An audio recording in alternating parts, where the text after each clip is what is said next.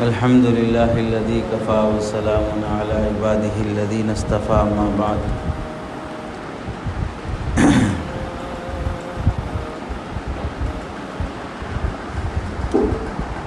میرے محترم عزیزوں، بزرگوں اور دوستوں،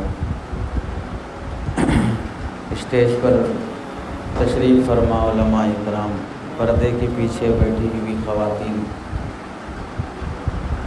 آپ حضرات بہت زیادہ قابل تعریف ہیں، قابل مبارکباد ہیں کہ رمضان سے پہلے رمضان کو کامیاب بنانے کے لیے، اس رمضان کو اپنی زندگی کی تبدیلی کا رمضان بنانے کے لیے، اس رمضان کے ذریعے سے اللہ کو پانے کے لیے، اس رمضان کو اپنی زندگی کا آخری رمضان سمجھ کر ایسی عبادت کرنا گویا کہ اب اس کے بعد رمضان ملنے والا نہیں ہے، یہ سوچ کر جو گناہ، جو نافرمانیاں ان 11 مہینوں میں ہم اللہ سے ڈرے بغیر، بے جھجک، کچھ شرم و حیا کیے بغیر کر لیا کرتے تھے،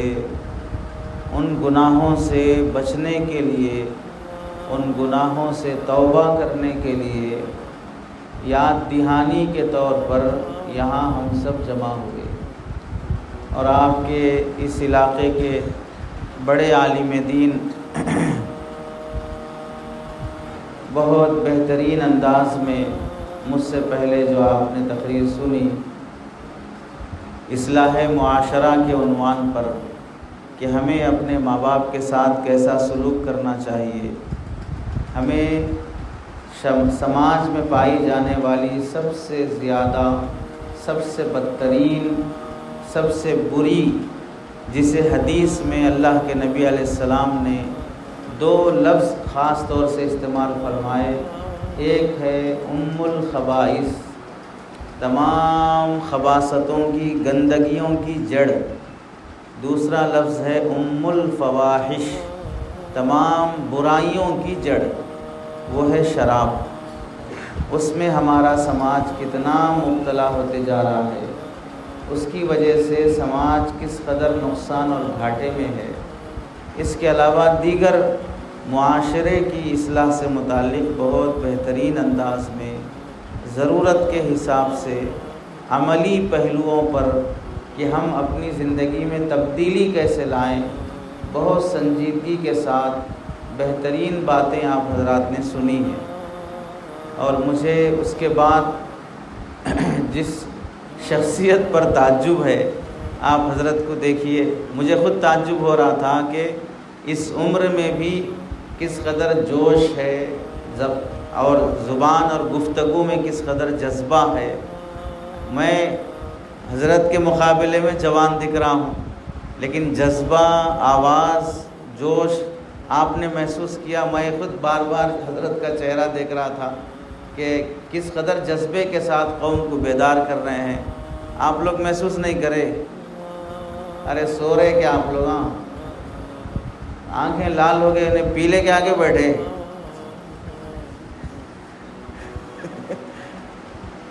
بھئی آپ کے شہر میں تو بیان 9 بجے کے بعد ہی شروع ہوتا ہے، 12 ساڑھے 12 پہ ختم ہوتا ہے۔ جاگنے کی عادت تو ہے نا آپ لوگوں کو، تو پھر یہاں نشیلی نگاہوں سے کیوں بیٹھے؟ جاگتے رہیے، جاگنے کے ٹائم پہ سو جاتے، سونے کے ٹائم پہ جاگتے رہتے۔ تو آپ نے محسوس نہیں کیا کہ حضرت کس جذبے سے آپ سے مخاطب ہو رہے تھے؟ موقع کی مناسبت سے اشعار پڑھنا، موقع کی مناسبت سے سمجھانے کی کوشش کرنا۔ اس عمر میں بھی آدمی قوم کو بیدار کرنے کی فکر میں ہے، تو جو قوم جوان ہے اس کو کتنا بیدار ہونا چاہیے کہ جو آدمی بڑھاپے کے مرحلے کو پہنچ چکا ہے پھر بھی وہ پریشان ہے، غمزدہ ہے قوم کی خاطر، اور جو آدمی جوان ہے اس کو کتنا فکر مند ہونا چاہیے۔ ایسے لوگوں کی قدر کیجیے، ایسے لوگوں کی عمر اور صحت کی دعا کیجیے کہ عمر گزرنے کے بعد بھی ان کی فکر جوان رہتی ہے۔ اصل میں عمر کا بڑھاپا ہو جانا کوئی بڑھاپا نہیں ہے، فکر اور سوچ کا بڑھاپا سب سے زیادہ بڑھاپا ہے، کہ جوان ہے لیکن سوچ بوڑھی ہو چکی ہے، جوان ہے لیکن سوچ کمزور ہو چکی ہے، اب کوئی زیادہ جذبے والی سوچ نہیں ہے، یہ زیادہ نقصان دہ ہے۔ اور اس کے بعد میں نے آپ حضرات کے سامنے آپ کے اس علاقے کے نعت خواں بہترین انداز میں نظم بھی سنائی، کچھ مصرے بھی سنائے اور شعر بھی، نعت اللہ کے نبی علیہ السلام کی شان میں نعت بھی پڑھی۔ بہترین آواز اللہ نے ان کو عطا کی ہے۔ ہر شخص ہمارے سماج میں مختلف صلاحیتوں کا مالک ہے، ہر آدمی کو اللہ نے مختلف خوبیاں دی ہیں۔ ہماری سوچ یہ ہونی چاہیے کہ ہم جس میں جو خوبی ہے وہ خوبی دیکھیں، جس میں جو اچھائی ہے وہ اچھائی دیکھیں۔ اگر برائیاں دیکھتے رہیں گے تو پھر کبھی اچھے انسان نہیں بن سکتے۔ اچھے انسان بننے کے لیے دوسروں میں اچھائیاں دیکھو، تو دوسرے لوگ بھی آپ کے اندر اچھائیاں دیکھیں گے۔ اگر دوسروں کے اندر برائیاں دیکھتے رہو گے تو کبھی اپنے اندر کوئی اچھائی پیدا نہیں کر سکتے۔ دعوت و تبلیغ کے ایک بہت بڑے ذمہ دار بزرگ گزرے ہیں، حضرت جی یوسف صاحب رحمۃ اللہ علیہ، فرمایا کرتے تھے اگر انسان دوسروں کی اچھائیاں دیکھتے رہے گا، اللہ تعالیٰ خود اس کے اندر ان سب کی اچھائیاں جمع کر دیں گے، اور اگر دوسروں کی برائیاں دیکھتے رہے گا تو ان سب کی برائیاں اللہ اس کے اندر جمع کر دیں گے۔ اب اس کو محسوس بھی نہیں ہوگا میں کتنا برا ہوں، لیکن دوسروں کو برا سمجھتے رہے گا۔ اس لیے اچھائیاں دیکھو۔ مجھے آپ حضرات کے سامنے جو بات بولنی ہے، جلسے کا جو بینر آپ دیکھ رہے ہیں آپ کے سامنے ہے، اس کے دو عنوان ہیں، ایک ہے اصلاح معاشرہ کہ ہمارا سماج کیسے سدھرے، اور دوسرا ہے استقبال رمضان، رمضان آنے سے پہلے ہم رمضان کی کیسے تیاری کریں۔ اصلاح معاشرہ کا جو عنوان تھا وہ حضرت مولانا الیاس صاحب دامت برکاتہم نے بہترین انداز میں بیان کیا۔ دوسرا جو عنوان ہے رمضان آنے سے پہلے رمضان کی تیاری کیسے کرنا، اس عنوان پر مجھے کچھ باتیں آپ حضرات کے سامنے عرض کرنی ہے۔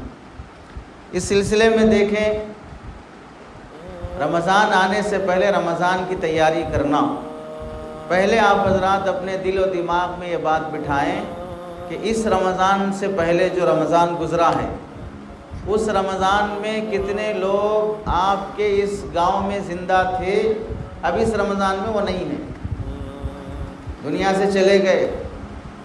ہماری حضرت اسرائیل علیہ السلام سے کوئی دوستی نہیں ہے، اور جو لوگ چلے گئے ان سے دشمنی نہیں ہے کہ ان کو مار دیے، ہم دوست ہے بول کے چھوڑ دیے۔ اللہ تعالیٰ کا فیصلہ تھا کہ ان کی زندگی اتنی تھی، وہ چلے گئے، ان کو یہ رمضان نصیب نہیں ہوا، اللہ نے ہمیں یہ رمضان دیا ہے، اور کیا پتہ اگلے رمضان تک ہم میں سے کون زندہ رہے گا، کون دنیا سے چلا جائے گا۔ ہم سمجھتے ہیں کہ زندگی بہت لمبی ہے، احادیث میں آتا ہے کہ ایک آدمی بازار سے نیا جوڑا پہننے کے لیے کپڑے خرید کر لاتا ہے، جبکہ بازار میں اس کے کفن کی تیاری ہو چکی ہوتی ہے۔ وہ کپڑے لایا پہننے کے لیے، لیکن بازار میں اس کا کفن آ چکا ہوتا ہے۔ ایک آدمی بہترین شاندار مکان بناتا ہے رہنے کے لیے، لیکن اللہ کی طرف سے قبرستان میں اس کی قبر بن چکی ہوتی ہے، وہاں کھدائی ہو چکی ہوتی ہے۔ یہ زمین کے اوپر کا محل بنا رہا ہے، اس کے زمین کے نیچے کا گھر بن چکا رہتا ہے۔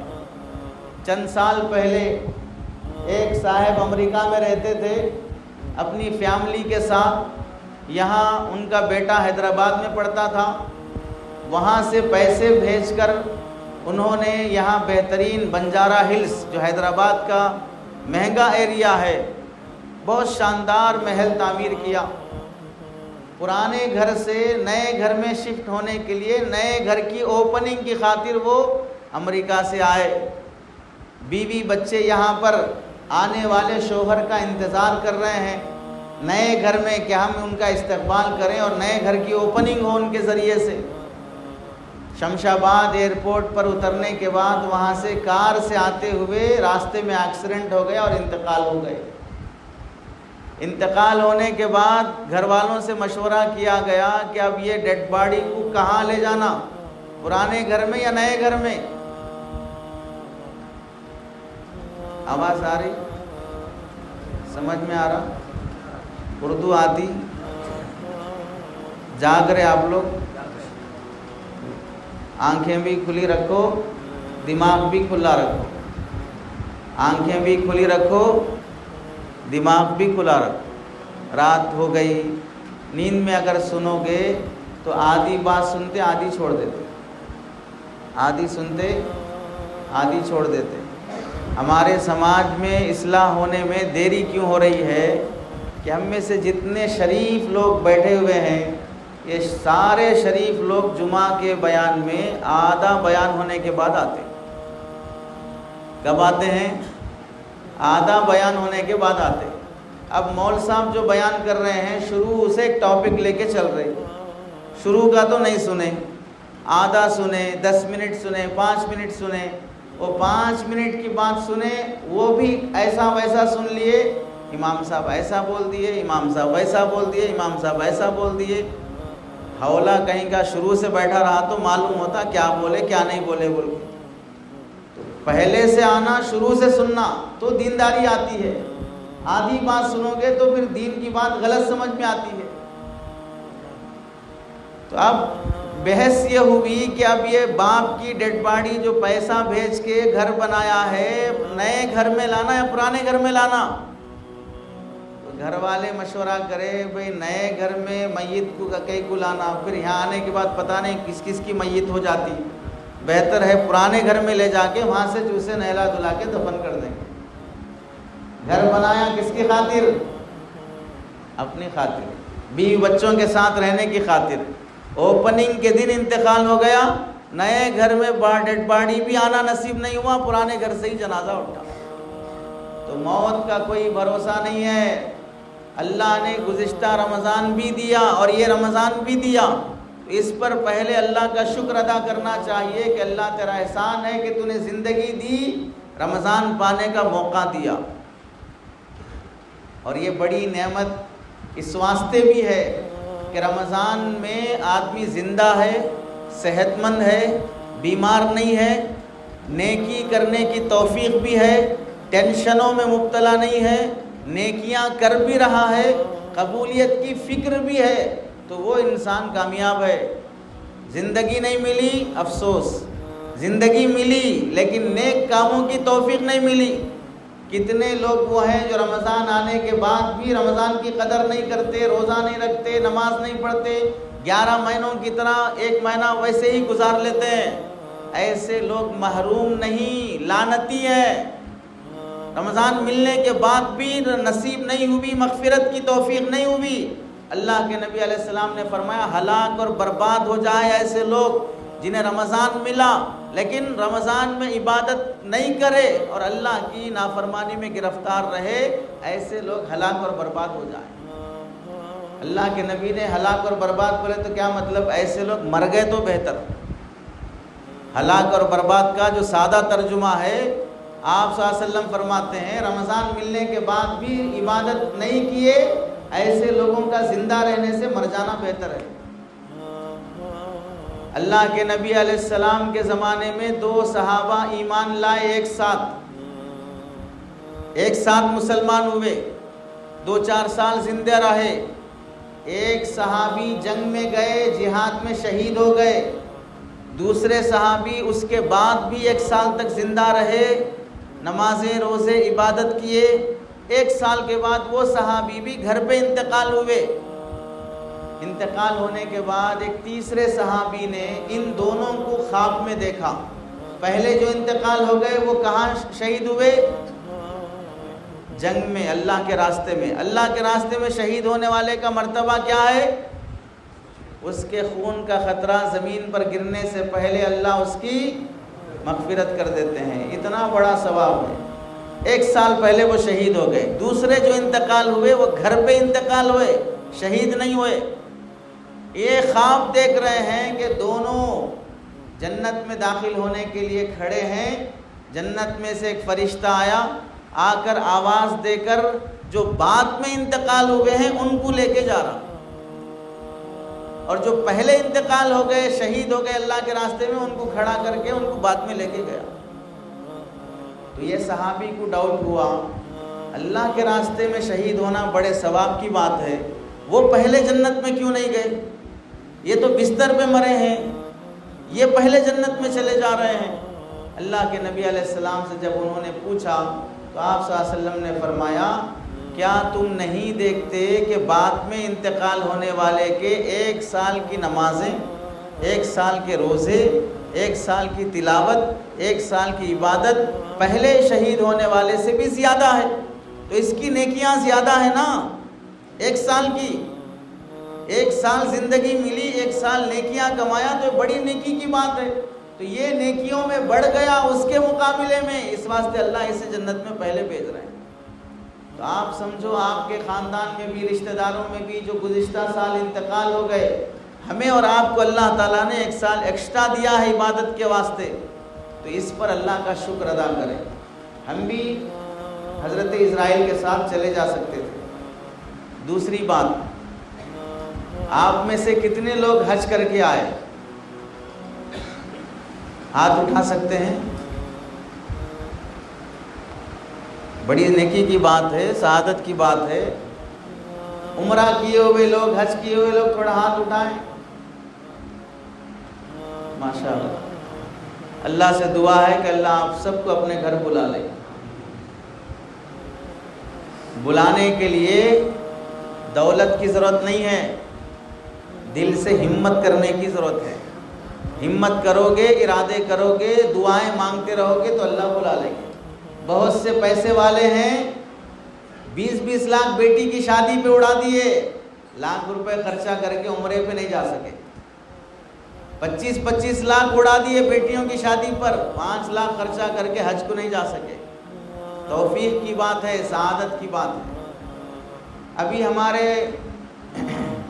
ہندوستان میں آپ لوگوں نے دیکھا ہوگا کہ ایک صاحب کیرلا کے رہنے والے شہاب چتوڑ پیدل حج کر کے آئے، بہت سے ویڈیوز میں مشہور ہوئے۔ ہماری پبلک بھی ایسی دیوانی اور ہولی ہے کہ آدمی پیدل حج کو جا کے آ گیا تو سمجھ جاتے وہ اس وقت کا سب سے بڑا ولی ہے، اس کے پاؤں دھو کے پانی پینے تیار ہو جاتے۔ اللہ کے بندوں، حج کرنا ایک عبادت ہے، وہ عبادت کرنے کے واسطے آپ مسجد کو آئے۔ آپ میں سے کتنے لوگ ہیں جو گاڑی سے آئے، کتنے لوگ ہیں جو پیدل آئے؟ اب میں حیدرآباد سے آیا، اگر میں حیدرآباد سے آپ کے یہ سارنگا پور میں بیان کرنے کے واسطے چل لے کے آیا تو آج یہ ٹائم کو پہنچ سکتا تھا میں، اور گاڑی میں آیا، دونوں میں مقصود میرا بیان کرنا ہے یا سفر پیدل چل لے کے آنا دکھانا ہے؟ مقصود حج ہے، مقصود یہ سفر کی مسافت نہیں ہے۔ اس واسطے کشتی سے جاؤ، پانی سے جاؤ، ہوا سے جاؤ، زمین سے جاؤ، کیسے بھی جاؤ، حج قبول ہونا مقصود ہے بس۔ وہ حج قبول نہیں ہوا، ریاکاری پیدا ہو گئی تو کہیں سے بھی جاؤ کچھ بھی ہونے والا نہیں ہے۔ غلطی کیا ہو رہی ہے؟ میں یہ نہیں بولتا ان کا حج قبول نہیں ہوا، حج قبول ہو گیا ہوگا، ہم نیتوں پر حملہ نہیں کر سکتے، لیکن حج کو جا کے آنے کے بعد سے بہت سے لوگ اب شہاب صاحب کو جلسے میں مہمان خصوصی کے طور پہ بلا رہے ہیں۔ شہاب صاحب کو مہمان ان سے بیانات کرا رہے۔ ارے کچھ تو بھی عقل ہے نا، گھاس ہے دماغ میں۔ دین کی بات بیان کرنے کی ایک حق، قرآن حدیث کی باتیں بیان کرنے کا حق۔ پرسوں حیدرآباد میں ایک صاحب دکان کی اوپننگ کو بلائے، وہاں سے اس کو کس کو بلانا کس کو نہیں بلانا، کون معاشرے اور سماج کو سمجھتا ہے، کون قرآن حدیث جانتا ہے، کچھ بھی احساس نہیں۔ صرف کیا ہے، مشہور ہونا ہے بس۔ جو آدمی مشہور ہو گیا اس کے بغل میں کھڑے ہو کے سیلفی لے لو، مشہور ہو جاتے۔ جو آدمی مشہور ہو گیا اس کی گود میں بیٹھ جاؤ، مشہور ہو جاتے۔ ہولے پن کی عادتیں شروع ہو گئی۔ اب وہ یہ مشہور ہونا دیکھ کر آج یہ خاتون بھی پیدل حج کو جانا شروع کر دی۔ مہاراشٹر سے، غالباً مہاراشٹر کا کوئی ایریا ہے، نام بول رہا ہوں، پیدل حج کو جانے کی نیت سے برقع ورقع پہن کے اسکارف نقاب پہن کے وہ بھی اپنا ویڈیو وائرل کی ہے کہ میں اگلے 2025 کا حج کرنے کے لیے پیدل چل پڑی ہوں، آپ میرے لیے دعا کرو۔ بول دماغ ہے؟ آپ بتاؤ، اکیلی عورت اگر کہیں بھی جا رہی ہو، ہندوستان کے حالات اتنے خراب ہیں کہ اکیلا مسلمان کہیں مل گیا تو موب لنچنگ میں مار دے رہے، 4-5 گنڈے مل کے مسلمان مرد کو قتل کر دے رہے، لاٹھیوں سے مار دے رہے۔ اکیلی عورت ملی تو کون ایسا ہوگا کہ اسے ریپ نہیں کر سکتا؟ کون ایسا ہوگا اسے چھیڑ نہیں سکتا؟ کہاں کھائے گی، کہاں رہے گی؟ اسلام تو یہ بولتا ہے عورتوں کے حق میں کہ بھائی آپ نازک چیز ہے، مردوں کی جیسی طاقت نہیں ہے عورتوں میں، مردوں کی جیسی بہادری نہیں ہے، نہیں لڑ سکتے۔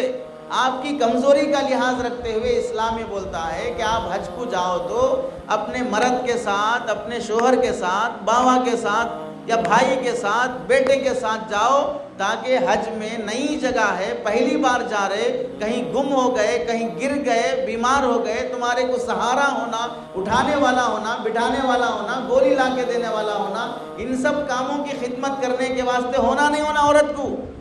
اکیلی عورت نئے ایریے میں جا کر کہاں ہوٹل ڈھونڈتی پھرے گی، کہاں ہاسپٹل ڈھونڈتی پھرے گی؟ خدمت کی ضرورت پڑتی ہے تمہیں، اس واسطے کسی اپنے محرم مرد کے ساتھ جاؤ۔ وہ بھی کہاں فلائٹ سے جا رہے تو بھی بول رہی شریعت ساتھ میں تمہارے کوئی ہونا بول کے۔ تنہا پیدل جا رہے تو عقل ہے نہیں، بیوقوف ہے۔ لیکن ماشاءاللہ جیسے شہاب چتوڑ کے سلسلے میں پورے مرد حضرات ہولے بن گئے تھے، اب وہ لیڈی کے سلسلے میں عورتیں ہولی بن رہی ہیں۔ جس گاؤں سے گزر رہی ہے اس کا بھی استقبال، پھول کے ہار پہنا رہے ہیں اس کو۔ یہ 1 ہفتے کی بات ہے، اس کے بعد سنو کچھ نہ کچھ رپورٹ آتی جو ہم سننا نہیں چاہتے۔ ویسے ہی ہونے والا ہے، بے وقوفی کی حرکتیں کریں گے، بدنام ہوں گے، ذلیل ہوں گے، جان خطرے میں ڈالیں گے۔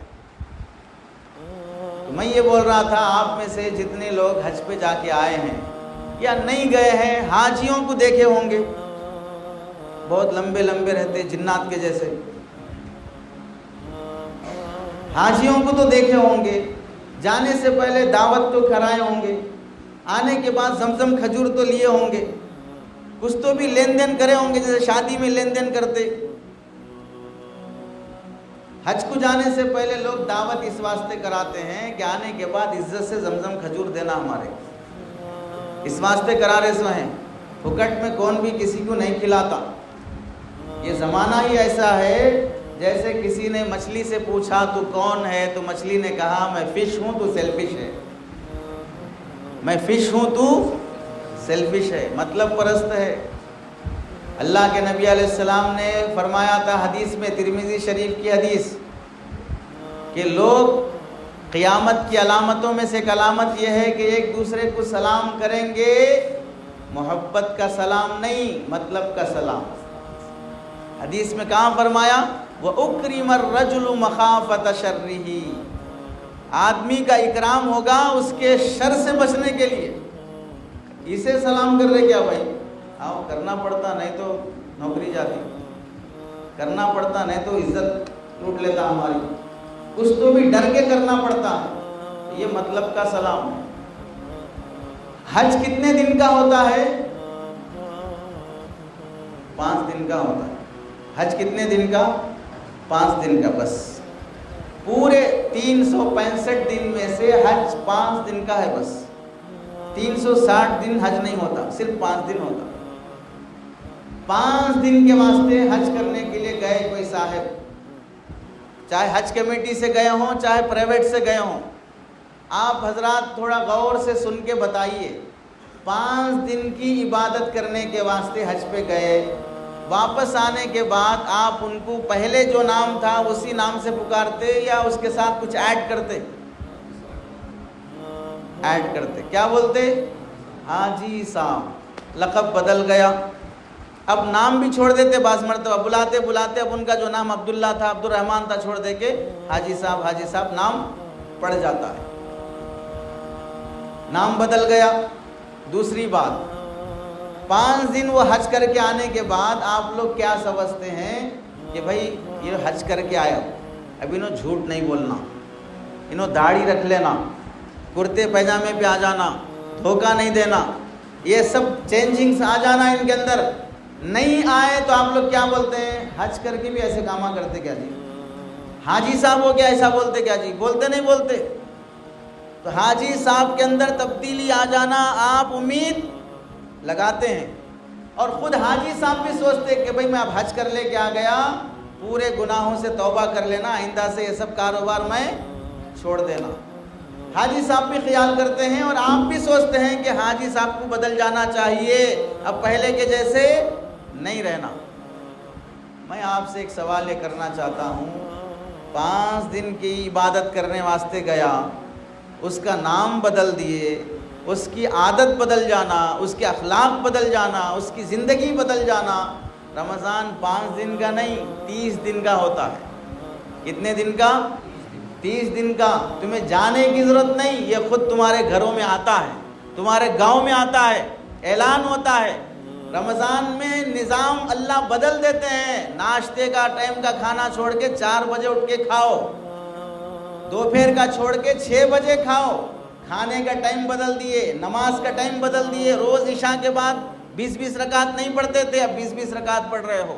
پہلے صدقہ خیرات نہیں کرتے تھے، اب کر رہے ہو۔ رمضان سے پہلے مغرب کے ٹائم پہ کھانا نہیں کھاتے تھے، اگر مغرب کے ٹائم پہ کوئی کھایا بھی تو کیا بولتے تھے؟ ارے مغرب کے ٹائم پہ کھاتے، مغرب کے ٹائم پہ مردے کھاتے، مغرب کے ٹائم پہ نہیں کھانا۔ ہمارے بچپن میں بولتے تھے بوڑھی عورتیں، سنے نہیں سنے آپ لوگ؟ نہیں سنے؟ مغرب کے ٹائم پہ نہیں کھانا، مردے کھاتے ہیں ٹائم پہ، اس واسطے مغرب کے ٹائم پہ کھانے نہیں دیتے۔ اب وہ سارے مردے رمضان میں کیا کر رہے ہیں؟ مغرب کے ٹائم پہ ہی کھا رہے ہیں۔ پورا نظام بدل گیا۔ 4 بجے کون کھاتا بتائیے؟ جنات ہی کھاتے ہوں گے 4 بجے، لیکن وہ سارے جنات اٹھ کے 4 بجے کھا رہے ہیں۔ 4 بجے جنات کھا رہے ہیں، ادھر مغرب میں مردے کھا رہے ہیں، سارا نظام بدل گیا۔ 30 دن اللہ تعالیٰ نماز بدلے، کھانا بدلے، ٹائم ٹیبل بدلے، سونے جاگنے کا نظام بدلے، قرآن سنائے، نماز پڑھا دیے۔ اتنا سب کرنے کے بعد 5 دن کی عبادت کر لے کے آیا تو بولتے حاجی صاحب بدل جانا۔ 30 دن رمضان کی عبادت کر کے بھی نہیں بدلتے۔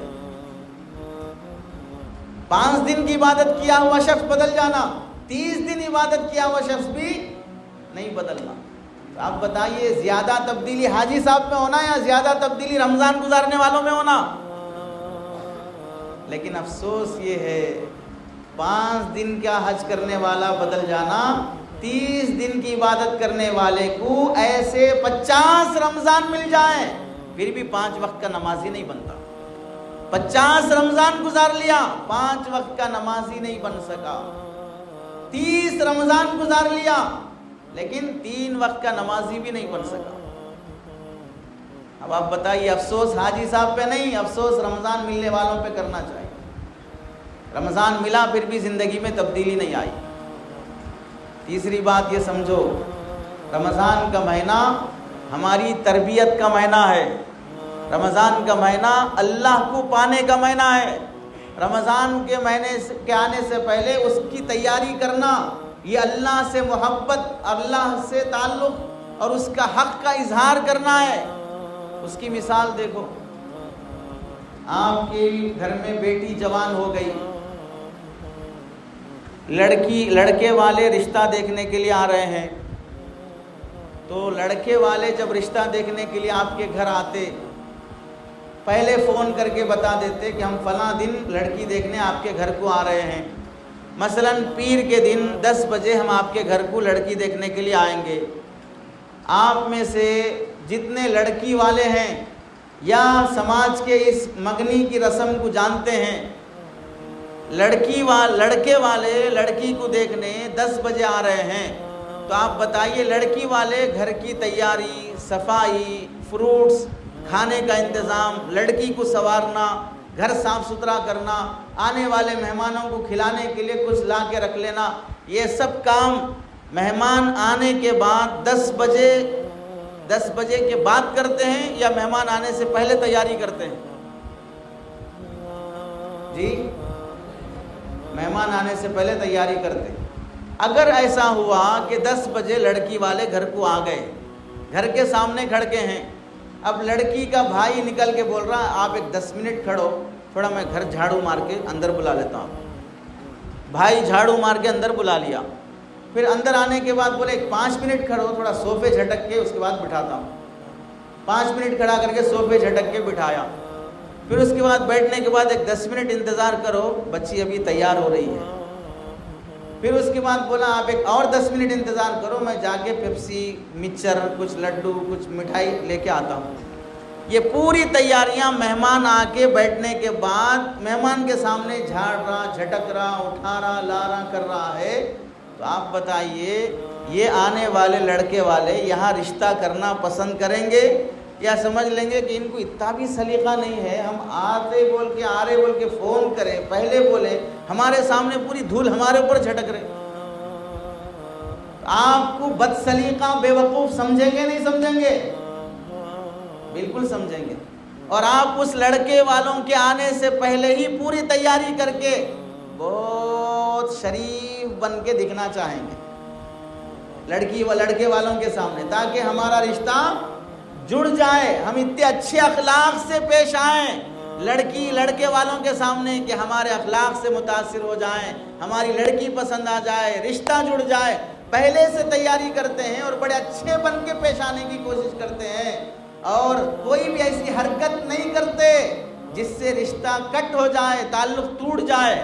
تو اللہ کے بندوں، ایک لڑکی کا ایک لڑکے سے رشتہ جوڑنے کے لیے اتنا اہتمام کرتے ہو تو رمضان کے مہینے میں اپنے اللہ سے رشتہ جوڑنے کے لیے اہتمام کیوں نہیں کر سکتے؟ یہ کیوں نہیں سوچ سکتے کہ رمضان کا مہینہ مجھے اللہ سے رشتہ جوڑنے کے لیے آیا ہے، میں اس کا سچا بندہ بن جاؤں، فرما بردار بندہ بن جاؤں۔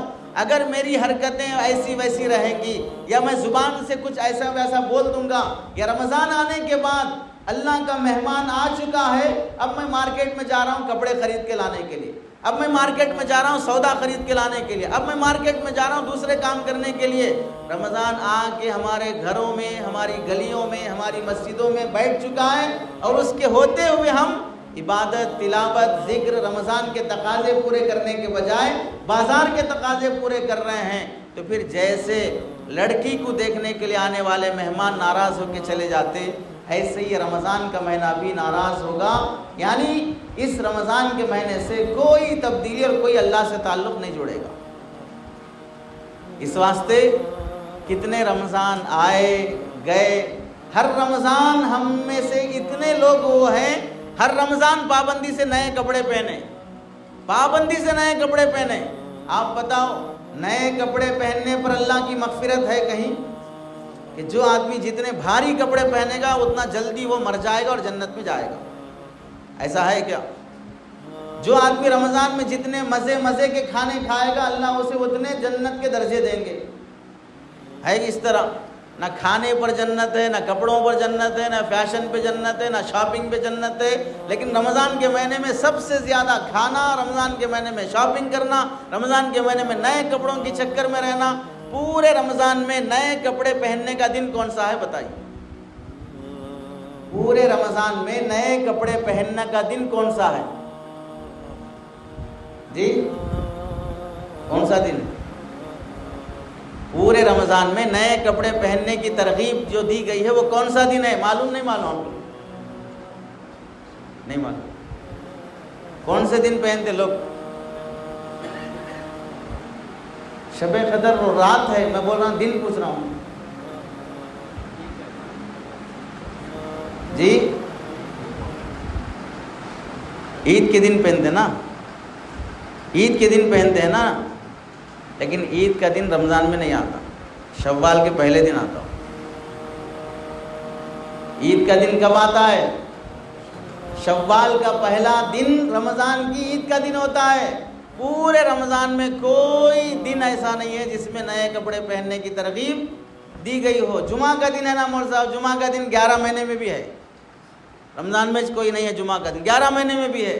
پورے رمضان میں کوئی دن ایسا نہیں ہے جس میں نئے کپڑے پہننے کی ترغیب دی گئی۔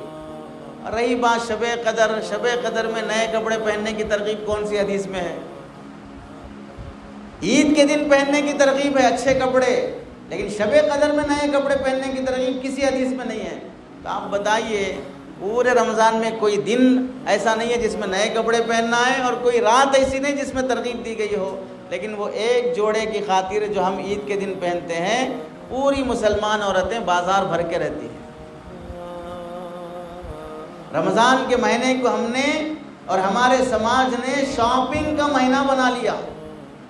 کتنی مسلمان عورتیں وہ ہیں جو 11 مہینے ہو سکتا ہے کہ وہ گھر سے باہر نہیں نکلی شاپنگ کرنے کے لیے، لیکن رمضان کے مہینے میں اہتمام سے جاتی ہیں شاپنگ کرنے کے لیے۔ اور جب یہ شاپنگ کو جاتی ہیں تو ہوتا کیا ہے، گرمی کا رمضان، 14 گھنٹے کا روزہ، سفر کر کے جانا۔ اب جانے کے بعد عورتیں اتنی شریف ہوتی ہیں، ایک دکان کو جاتی، جو دکاندار کپڑے دیتا وہ لے لیتی، ریٹ نہیں چکاتی، پیسے دے کے خاموش آ جاتی۔ اتنی شریف عورتیں ہیں۔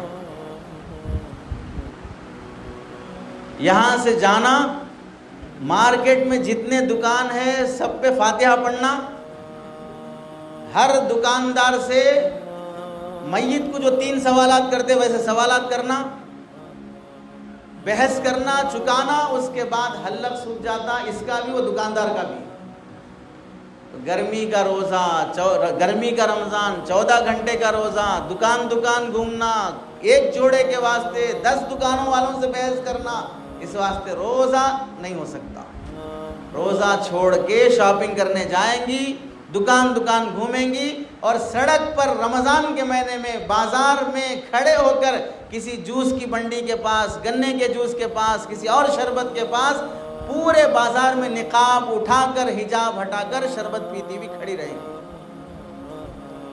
ویسے بھی فقہا نے لکھا ہے بازار میں کھانا ہلکا پن ہے، گھٹیا قسم کے لوگ کھاتے بازار میں، یہاں تک لکھا ہے کہ بازار میں کھاتا ہوا انسان دیکھو اور وہ چاند دیکھنے کی گواہی اگر دے تو اس کی گواہی قبول نہ کرو۔ جھوٹا شخص ہوتا ہے بازار میں کھڑے ہو کے کھانے والا، اس کی بات کا اعتبار نہیں ہے، فقہا نے یہاں تک لکھ دیا ہے۔ اور چہرے کا پردہ ہے، اسے چھپانا چاہیے۔ رمضان کے مہینے میں وہ نقاب ہٹا کر روڈ کے کنارے کھڑے ہو کر، پہلے تو نوجوان لوگ تھے جو بے شرم بے حیا ہو کر ہوٹلوں میں کھاتے نظر آتے تھے، اب مسلمان عورتیں بھی رمضان کے مہینے میں کھاتی ہوئی نظر آ جاتی ہیں۔ اور پھر یہ شاپنگ کا چکر اتنا ہے کہ اپنے کپڑے خرید لیے، بچوں کے کپڑے خرید لیے، تو آج کل اتنی ایڈوانس ہو گئی عورتیں، شوہر کے کپڑے خریدنے بھی عورت جا رہی، شوہر کے کپڑے خریدنے عورت جا رہی ہے۔ تو آپ بتائیے، شوہر کا نام، شوہر کا نمبر کسی مرد کے سامنے بولتے ہوئے شرم نہیں آتی؟ اوپر کے کپڑے ہو، اندر کے کپڑے ہو، کوئی بھی کپڑے آپ خرید رہے ہوں، مرد کے کپڑے، شریعت تو یہ بولتی ہے کہ اللہ کے بندے بیوی کو کپڑے لا کے دینا مرد کی ذمہ داری ہے، یہاں پر بیوی مرد کو لا کے دے رہی ہے، اور وہ بے شرم بھی بیوی لا کے دی ہوئی کپڑے پہن کے آ رہی ہے۔ اسے تو چاہیے کہ عید کے دن برقع پہن لے کے آئے۔ تم اپنی ذمہ داری بھول گئے تو ٹرانسجنڈر کرا لو، پھر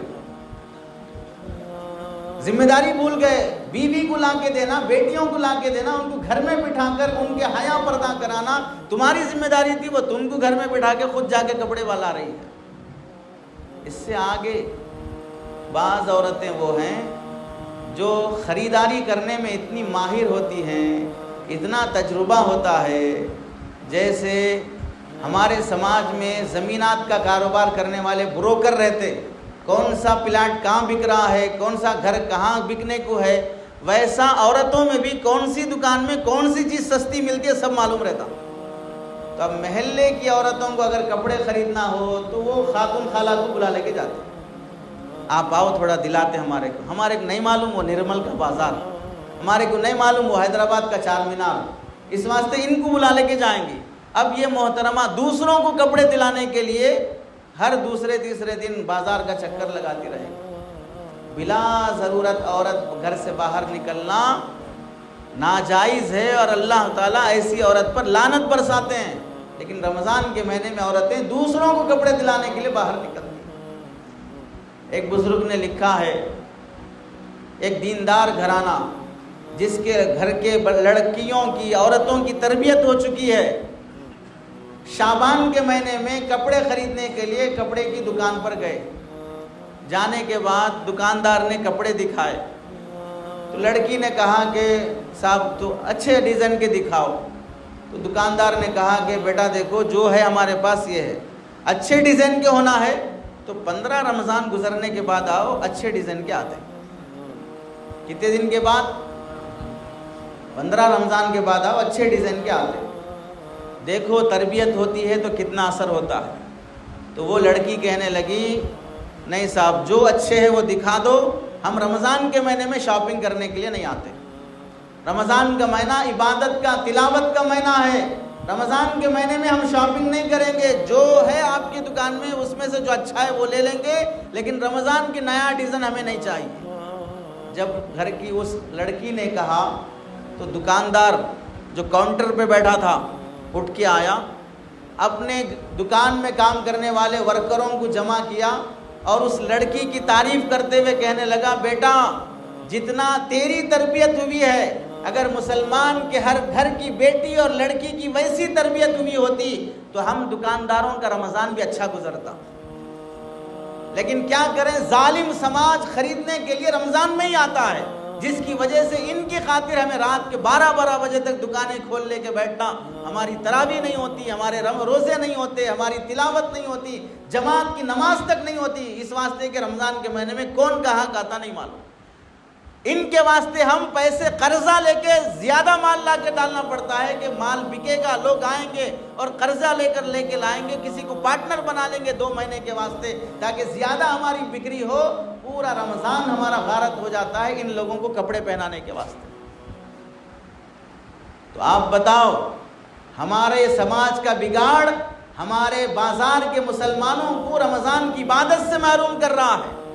اگر ہم پہلے سے کپڑوں کی تیاری کر لیتے, کتنے رمضان نئے کپڑوں میں نہیں گزرے, کتنے رمضان شاپنگوں میں نہیں گزرے, کتنے رمضان مزے کے کھانوں میں نہیں گزرے.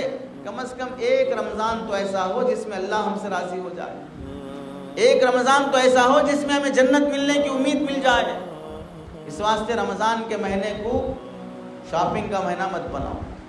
اور اس کے ساتھ یہ بھی سنو, یہ رمضان تو ہم سب کے لیے بہت خطرناک ہے, اس لیے کہ آپ میں سے ہر شخص جانتا ہے 4 مہینے سے بھی زیادہ ہو گئے غزہ اور فلسطین کے مسلمانوں پر ظلم ہو رہا ہے. معصوم بچے ایک نوالے کے لیے ترس رہے ہیں. آپ کو معلوم, ایک جوڑا 14 سال شادی ہو گئے, اولاد نہیں ہو رہی ہے, دعائیں کرتے کرتے منتیں مانتے 11 سال 14 سال کے بعد 2 جڑواں بچے پیدا ہوئے. 3 دن پہلے وہ 2 بچے بھی شہید ہو گئے. اس جوڑے پہ کیا گزرا ہوگا, ان معصوم بچوں کا کیا قصور ہے. 14 سال شادی ہونے کے بعد ایک عورت کتنا صبر سے انتظار کر رہی ہوگی, کتنی منتیں مانی ہوگی. بے کفن کے اور جنازہ پڑھانے والے نہیں, نماز پڑھانے والے ٹیمیں متعین ہو گئی کہ آپ 10 لوگ جنازے اٹھاتے رہو, روزانہ ان کا کام جنازے اٹھانا ہے. آپ اتنے لوگ غسل دیتے رہو, روزانہ ان کا کام وہ کرنا ہے. ہر دن ان کا, ہر رات ان کی موت کے آغوش میں گزر رہی ہے. کون کب مرتا نہیں معلوم. ایسے عالم میں ہم پھر بھی نئے کپڑے پہن کے مزے کر رہے ہوں. وہ فلسطین کے معصوم بچے, وہ غزہ کے معصوم بچے کل قیامت کے دن ہمارا دامن پکڑ لیں گے. ایک دن غم کرتے ہوئے تم ہماری خاطر نیا جوڑا نہیں چھوڑ سکتے تھے؟ وہ ایک نئے جوڑے کے پیسے تم جمع کر کے ہمارے تعاون اور مدد کے لیے اپنے علماء کا مشورہ لے کر ہمارے پاس نہیں بھیجا سکتے تھے؟ ایک رمضان سادہ نہیں گزار سکتے تھے؟ ہمارا ساتھ نہیں دیا, ہمارے ساتھ کھڑے نہیں ہوئے. 57 مسلم کنٹریز ہونے کے باوجود بھی سب ہجڑے بنے ہوئے ہیں, نامرد بنے ہوئے ہیں. امریکہ کے سپورٹ میں, اسرائیل کے سپورٹ میں ہے, یہودی عورتوں کو اپنے بستر پہ سلا رہے ہیں, حرام خور بن چکے ہیں. ان سے ہماری امیدیں ختم ہو گئی. تم کہاں مر گئے تھے؟ اور پھر جب تمہارے ملک میں کچھ ظلم ہوتا ہے, مارے جاتے ہو, کٹ جاتے ہو, پھر امید لگاتے ہو کہ کوئی ہمیں بچانے کے لیے آئے گا, امید لگاتے ہو کوئی مسلم حکمران آئے گا. جب تمہیں ہمارے مرنے کا غم نہیں ہے تو ہماری طرف سے کون تمہیں بچانے کے لیے آئے گا؟ اس واسطے اس رمضان کو فضول خرچی کا رمضان نہ بناؤ, عیاشی کا رمضان نہ بناؤ. دوسری بات, رمضان کے مہینے میں عام طور سے دیکھا گیا ہے رمضان کا مہینہ ہم لوگوں کے لیے پکوان کا مہینہ ہے. رمضان کا مہینہ پکوان کا مہینہ ہے. پکوان کا مہینہ کیسے ہے؟ ہم تمام تلنگانہ کے جتنے بھی ڈسٹرکٹس ہیں، آپ لوگ حلیم کھاتے نہیں کھاتے؟ نہیں کھاتے. معلوم حلیم کیا ہے؟ شریف لوگ ہیں ماشاءاللہ جی، حلیم کھاتے ہیں. اچھا، اس میں بھی ایک بڑے بڑے علامہ لوگوں کی بحث ہے. حلیم نہیں بولنا، دلیم بولنا. کئی کو کھجانے کے کام کرتے. کس کا کیا نام رکھنا ہے وہ علماء رکھ دیے، سماج رکھ دیا. حلیم نہیں بولنا، دلیم بولنا. ارے کون بولے حلیم نہیں بولنا نہیں، حلیم اللہ کا نام ہے. اور کھانے کی چیز کو حلیم نہیں بولنا ہے تو پھر اللہ کا نام وکیل بھی ہے، اللہ کا نام وارث بھی ہے، اللہ کا نام دوسرے بھی ہے. تو پھر وکیل کو وکیل نہیں بولنا، اسے پھٹیچر بولنا، پھر کالے کوٹ والے بولنا. پھر اسے حسبنا اللہ و نعم الوکیل نہیں پڑھتے. کتنے اللہ کے نام ہیں. نام رکھتے وقت جس معنی کے لیے نام رکھ دیا جاتا ہے اس سے وہ مراد ہوتا ہے، اللہ مراد نہیں ہوتے. لفظی بحثوں میں پڑے رہتے ہیں اور پھر ٹکا کے کھاتے رہتے. بھائی حلیم نہیں بولنا، دلیم بولنا ہے تو پھر اسے کھا رہے کہیں کو. پھر رمضان کے مہینے کو کھانے اور پکوان کا مہینہ ایسے بنا لیا کہ حلیم کے بغیر شاید مسلمانوں کا رمضان گزرتا. اتنا کھایا حلیم، اتنا کھایا کہ غیر مسلموں کے نزدیک رمضان کی عید کا نام کیا ہے معلوم؟ رمضان پنڈوگا نہیں، حلیم پنڈوگا. ارے سمجھ رہے؟ ایک ہندو پوچھ رہا ہے مسلمان سے، انا می حلیم پنڈوگا یپڑوستندی، تمہاری حلیم کی عید کب آتی پوچھ رہا ہے. اتنا کھایا کہ عید کا لیبل پڑ گیا کیا؟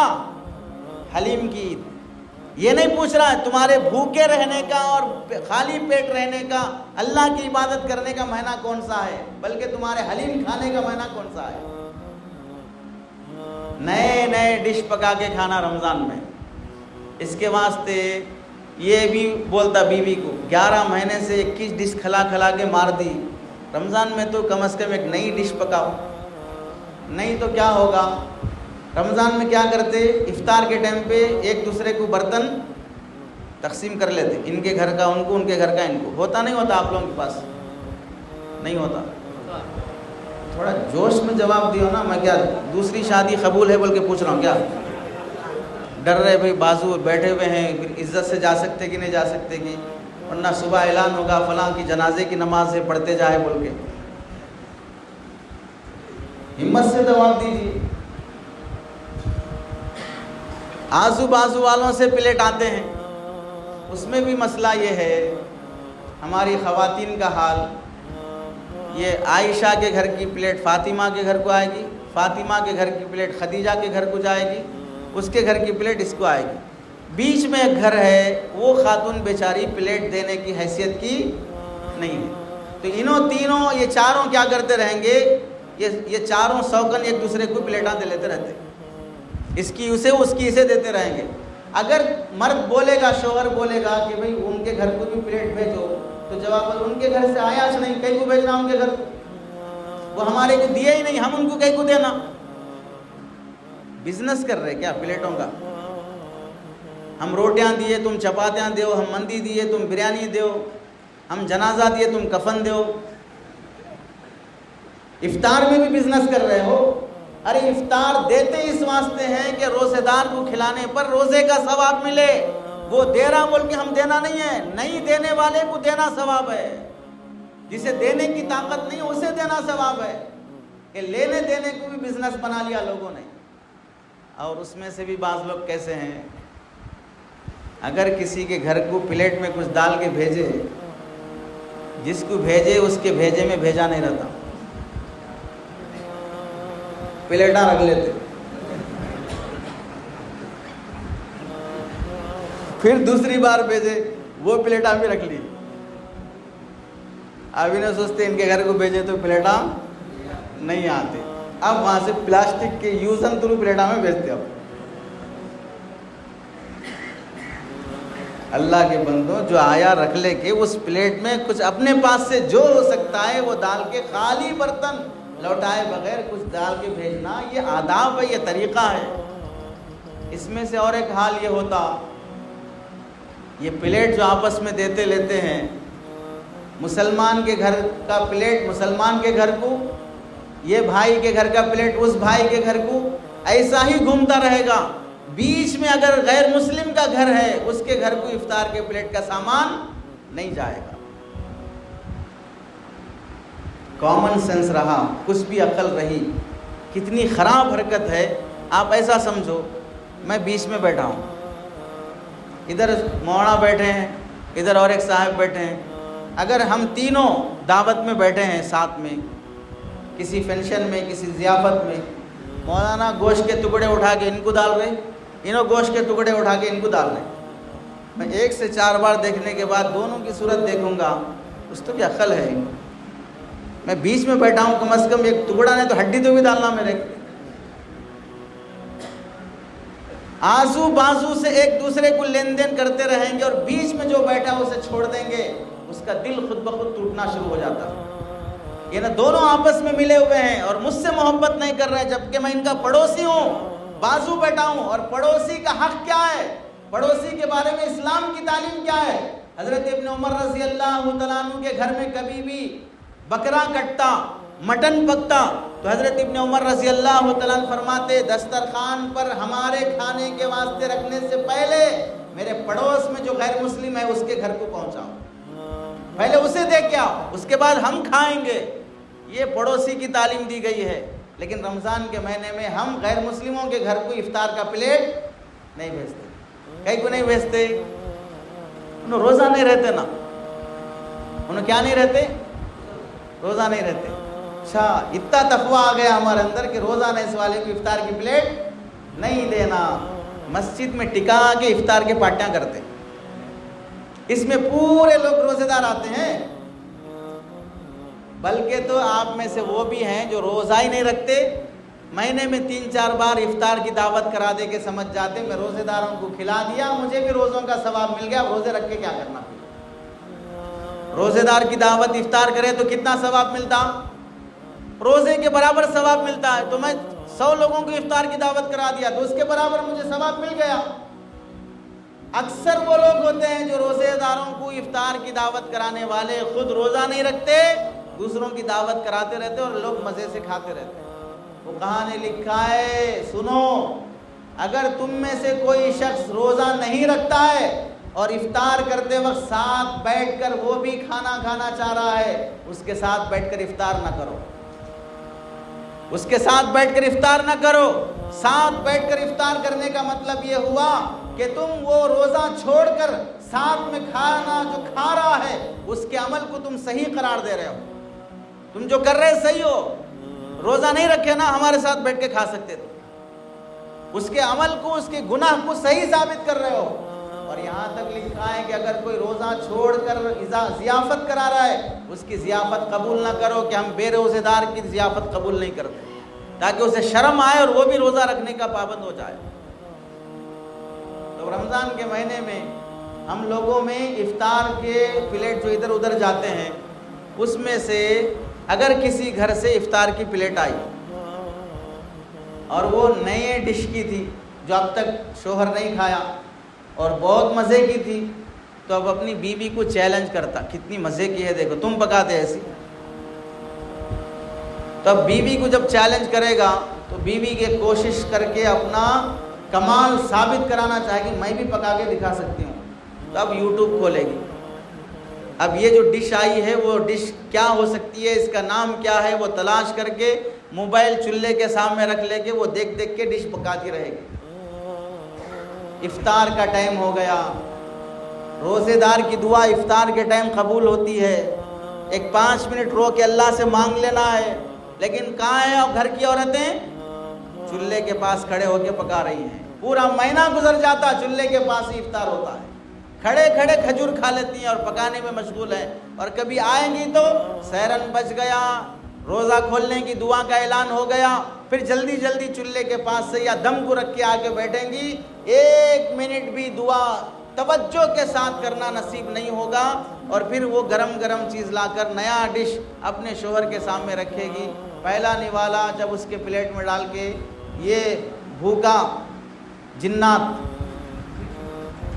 جب یہ نئی ڈش کا لقمہ پلیٹ میں لے سے منہ میں لینا چاہے گا، اب کھانے کے بعد جب حلق سے نیچے اترتا عورت گھور گھور کے دیکھتی رہتی، کیا واسطے دیکھ رہی ہے؟ حلق کے نیچے اترنے کے بعد باہر جو نکلنا ہے وہ میری تعریف، ماشاء اللہ بہترین بنائے، کیا زبردست ہے، یہ نکلنا منہ سے، نہیں نکلا تو پھر خیریت نہیں رہتی۔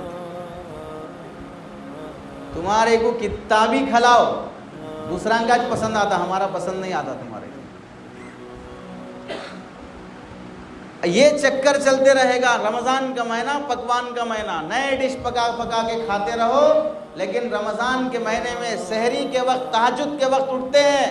تہجد کے وقت ہم میں سے کتنے لوگ ہیں 12 رکعت 8 رکعت 10 رکعت 6 رکعت تہجد پڑھ کر ایک 10 منٹ 5 منٹ اللہ کے سامنے رو کر مانگا ہو؟ تہجد نصیب نہیں، رو کر دعا مانگنا نصیب نہیں۔ افطار کے ٹائم پہ دعا قبول ہوتی ہے، اس ٹائم پہ ماشاءاللہ ہم مردوں کا مجاہدہ اتنا ہے، افطار کے ٹائم پہ ہماری دعائیں کیسی رہتی؟ دسترخوان سامنے بچھا لیتے، موز انار سیب آپل فلاں سب، ادھر کے سموسے ادھر کی چٹنی ادھر کا فلاں ادھر کی بھجیاں ادھر کی جلیبیاں سب سامنے رکھی رہتی ہیں۔ اب وہ دیکھتے رہتا، اے اللہ میرے گناہ معاف فرما، اے اللہ میری جلیبی قبول فرما۔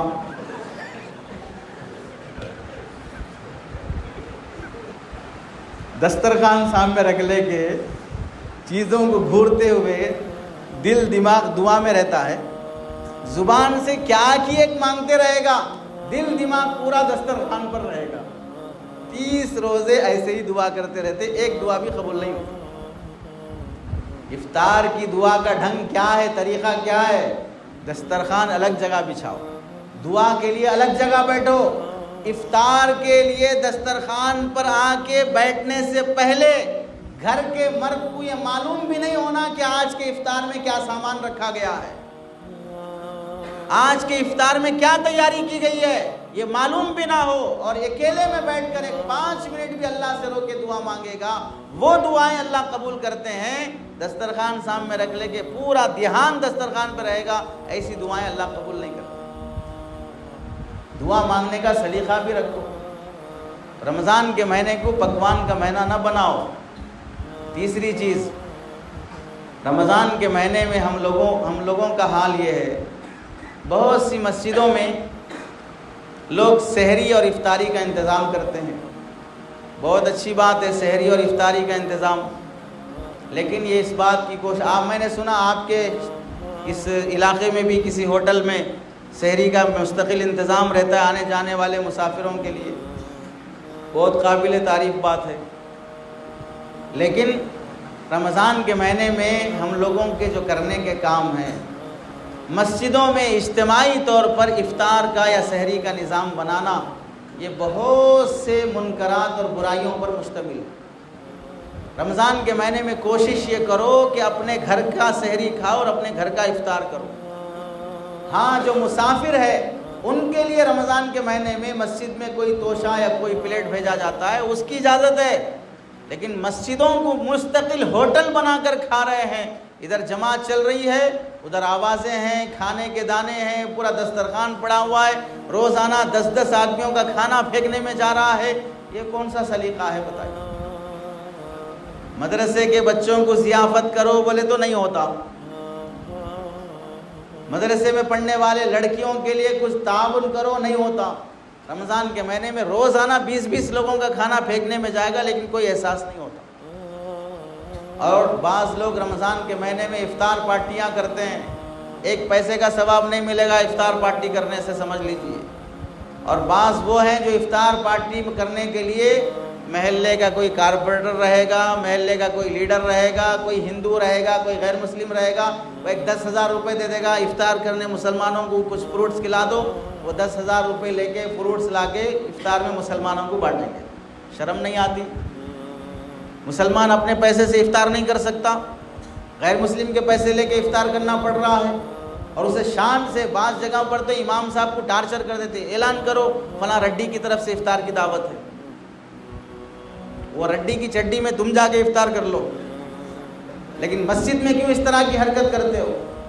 حضرت تھانوی رحمۃ اللہ علیہ نے سخت منع فرمایا، غیر مسلم کا پیسہ لے کر افطار کی دعوت کرتے ہوئے شرم آنی چاہیے، صبح سے لے کر شام تک اللہ کے لیے بھوکا رہا اور غیر کے مال سے افطار کر رہا۔ اس کی وجہ سے مسجدوں میں اختلافات ہو جاتے ہیں، جو جس پارٹی کا ہے اس پارٹی کی طرف سے کھلانے کی کوشش کرتا ہے، اور 1-2 ٹائم کی افطار پر مسلمانوں کا ووٹ بک جاتا ہے۔ اعلان کر دیتے ہیں فلاں کو ڈالو ووٹ اس واسطے کہ وہ افطار کرائے ہم لوگ۔ ارے افطار کرا کے کون سا بڑا کارنامہ کرے؟ کیا انجام ہوا افطار کرانے کی وجہ سے؟ ہماری غریب بچیوں کی شادیاں ہو گئی، ہمارے مسلمان نوجوانوں کو IPS میں نوکری آ گئی، ان کو اسکالرشپ مل گئی، ان کو نوکریاں مل گئی۔ کیا ہوا کسی غیر کے 1-2 بار افطار کرا لینے سے؟ اسلام تو یہ کہتا ہے تم غیروں کا کھانے کے بجائے غیروں کو کھلاؤ، ان کو بلاؤ اپنی مسجدوں میں، اپنے آس پاس کے رہنے والے غیر مسلموں کو دعوت دو مسجد میں آنے کی۔ رمضان کے مہینے میں خاص طور سے 4 کام کرو غیر مسلموں کے ساتھ۔ پہلا کام، جب سحری یا افطاری، سحری میں تو وہ اٹھتے نہیں ہیں، افطاری کے موقع پر فروٹس وغیرہ کاٹ کر جو دسترخوان بچھاتے ہو، ہر مسلمان اپنی طرف سے فروٹ خرید کے لائے اور اپنے دوست جو غیر مسلم ہیں ان غیر مسلموں کو لاؤ مسجد میں، بٹھاؤ افطار کی دسترخوان پر، اور اپنے مولانا سے درخواست کرو کہ روزہ کسے کہتے ہیں، روزے کے فائدے کیا ہیں، روزے میں انسان کے اندر کیا پیدا کرنا مقصد ہے اللہ تعالیٰ کا، وہ بیان کرو، وہ سمجھاؤ میرے دوست کو۔ اور پھر رمضان کے مہینے میں روزہ رکھنے سے مسلمانوں کے اندر کیا صفات پیدا ہوتے ہیں، رمضان کے مہینے میں مسلمان ایک دوسرے کا کیسا اکرام کرتا ہے، رمضان کے مہینے میں مسلمان ایک دوسرے پر کتنا صدقہ خیرات کرتا ہے، وہ ان غیر مسلم بھائیوں کو بتاؤ۔ کھانے کھلانے سے، رمضان میں افطار میں غیر مسلموں کو شریک کرنے سے ان کے دل کی نفرت ختم ہوتی ہے، محبت پیدا ہوتی ہے۔ ایک پہلا کام یہ کرو۔ دوسرا کام، رمضان کا مہینہ قرآن کا مہینہ ہے، اس لیے جہاں خود قرآن کی تلاوت کرنا ہے، تراویح میں کھڑے ہو کر مکمل قرآن سننا ہے، وہیں ایک کام یہ بھی کرو کہ رمضان کے مہینے میں کوئی تیلگو کا، کوئی انگریزی کا قرآن اپنے غیر مسلم بھائی کو ہدیہ کرو۔ ایک مٹھائی کا ڈبہ لے کر اور قرآن مجید لے کر اس غیر مسلم کے گھر جاؤ اور اسے قرآن کسے کہتے ہیں، قرآن میں کیا باتیں ہیں، کبھی بھی ٹائم ملے تو یہ قرآن پڑھ لینا اور ہماری طرف سے یہ مٹھائی کا ڈبہ قبول کر لو۔ قرآن پیش کرو غیر مسلم کے سامنے، ترجمے والا ہو، معنی والا ہو، وہ قرآن پیش کرو۔ آج نہیں تو کبھی نہ کبھی اللہ تعالیٰ اس کو توفیق دے گا۔ تیسرا کام یہ کرو، رمضان کے مہینے میں غیر مسلم بھائی کو مسجد لا کر مسجد کے ایکٹیویٹیز دکھاؤ کہ مسجد میں کیا ہوتا ہے۔ عام طور سے دوسرے دنوں میں مسجد میں مسلمان زیادہ نہیں رہتے، رمضان کے مہینے میں ہر نماز کے بعد کچھ نہ کچھ مسلمان قرآن پڑھتے ہوئے، ذکر کرتے ہوئے، لیٹے ہوئے، بیٹھے ہوئے، باتیں کرتے ہوئے، کسی بھی حالت میں بہرحال رمضان میں مسجد میں مسلمان رہتے ہیں۔ غیر مسلموں کو لاؤ، دکھاؤ مسجد میں کیا ہوتا ہے، یہ محراب ہے، ممبر ہے، یہاں لوگ نماز پڑھتے ہیں، وہ وضو خانہ ہے، وہ پیشاب خانہ ہے، یہاں کیا کیا بیان ہوتا ہے وہ سمجھاؤ انہیں، مسجد پرچار کراؤ۔ ان لوگوں کے دماغ میں یہ بیٹھا ہے کہ مسجد میں گلے کاٹنا سکھاتے ہیں، مرڈر کرنا سکھاتے ہیں، جہاد کی ٹریننگ دیتے ہیں، ایسا ان کے دماغوں میں بیٹھا ہوا ہے۔ نہیں نا، ہمارے گاؤں کے غیر مسلم تو ویسے نہیں ہیں، بہت شریف ہیں، حضرت اسرائیل کے بیٹے ہیں، بھائی ہیں۔ اتنے شریف مت سمجھو، میڈیا کی وجہ سے سب کے دماغ خراب ہوتے جا رہے ہیں۔ انٹرنیٹ اور آن لائن کے نفرت انگیز بیانات سننے کی وجہ سے تمہارا پڑوسی بھی تمہارا دشمن بن چکا ہے، لیکن ہم سمجھ رہے ہیں کہ نہیں، ہمارے ان کے دلوں میں ایسا نہیں ہے، یہ غلط فہمی ہے۔ فزیکل جو ہمارا تعلق ہے اسے مضبوط بناؤ، آن لائن کے جو اثرات ان پر پڑے ہیں اسے ختم کرنے کے لیے ہمیں اپنی آنکھوں کے سامنے اپنے عمل سے ایک اچھا مسلمان بن کے دکھنا ہوگا۔ اس لیے مسجد پرچار کراؤ، نہیں کراؤ گے تو کیا ہوگا؟ جس طرح بابری مسجد رام مندر بدل گئی، گیان واپی مسجد خطرے میں آ گئی، اب وہ لکھنؤ کا ٹیلہ عیدگاہ کا وہ لکشمن ٹیلہ بننے جا رہا ہے۔ اس طرح ایک مسجد کے بعد دوسری مسجد نشانے پہ آ رہی ہے، ایسے ہی جہاں غلبہ ہوتا جائے گا مسجدیں خطرے میں آتی جائیں گی۔ آج سے 50 سال پہلے کی بات، 50 سال پہلے تو اتنی نفرت نہیں تھی نا جتنی اب ہے۔ 50 سال پہلے کی بات ہے، لکھنؤ میں ایک مرتبہ حضرت مولانا علی میاں ندوی رحمۃ اللہ علیہ فرماتے ہیں، ایک ہندو ملا، وہ کہنے لگا مولانا صاحب ہم نے سنا ہے آپ لوگ جب مسجد بناتے ہیں تو مسجد کی بنیاد رکھنے کے بعد جب بنیاد رکھنے کے لیے گڑھے کھودتے ہیں، ان گڑھوں میں آپ گائے کاٹ کر گائے کا خون ڈالتے ہیں۔ ہم نے سنا ہے آپ لوگوں کے بارے میں۔ کون بول رہا ہے؟ غیر مسلم۔ کتنے سال پہلے؟ 50 سال پہلے میڈیا اتنا عام تھا، اس زمانے سے دماغ خراب کیا جا رہا ہے، تو اب کتنا خراب ہو چکا ہوگا۔ ایک غیر مسلم کو کانٹریکٹ دیے مسجد بنانے کا، اتنے لاکھ روپے میں مسجد ہمارے کو یہ ڈیزائن کی بنا کے دینا ہے۔ جب مسجد بن کے پوری تیار ہو گئی، اوپننگ کا دن تھا، تو وہ غیر مسلم مستری کہنے لگا آج میری غلط فہمی دور ہوئی۔ کیا غلط فہمی دور ہوئی؟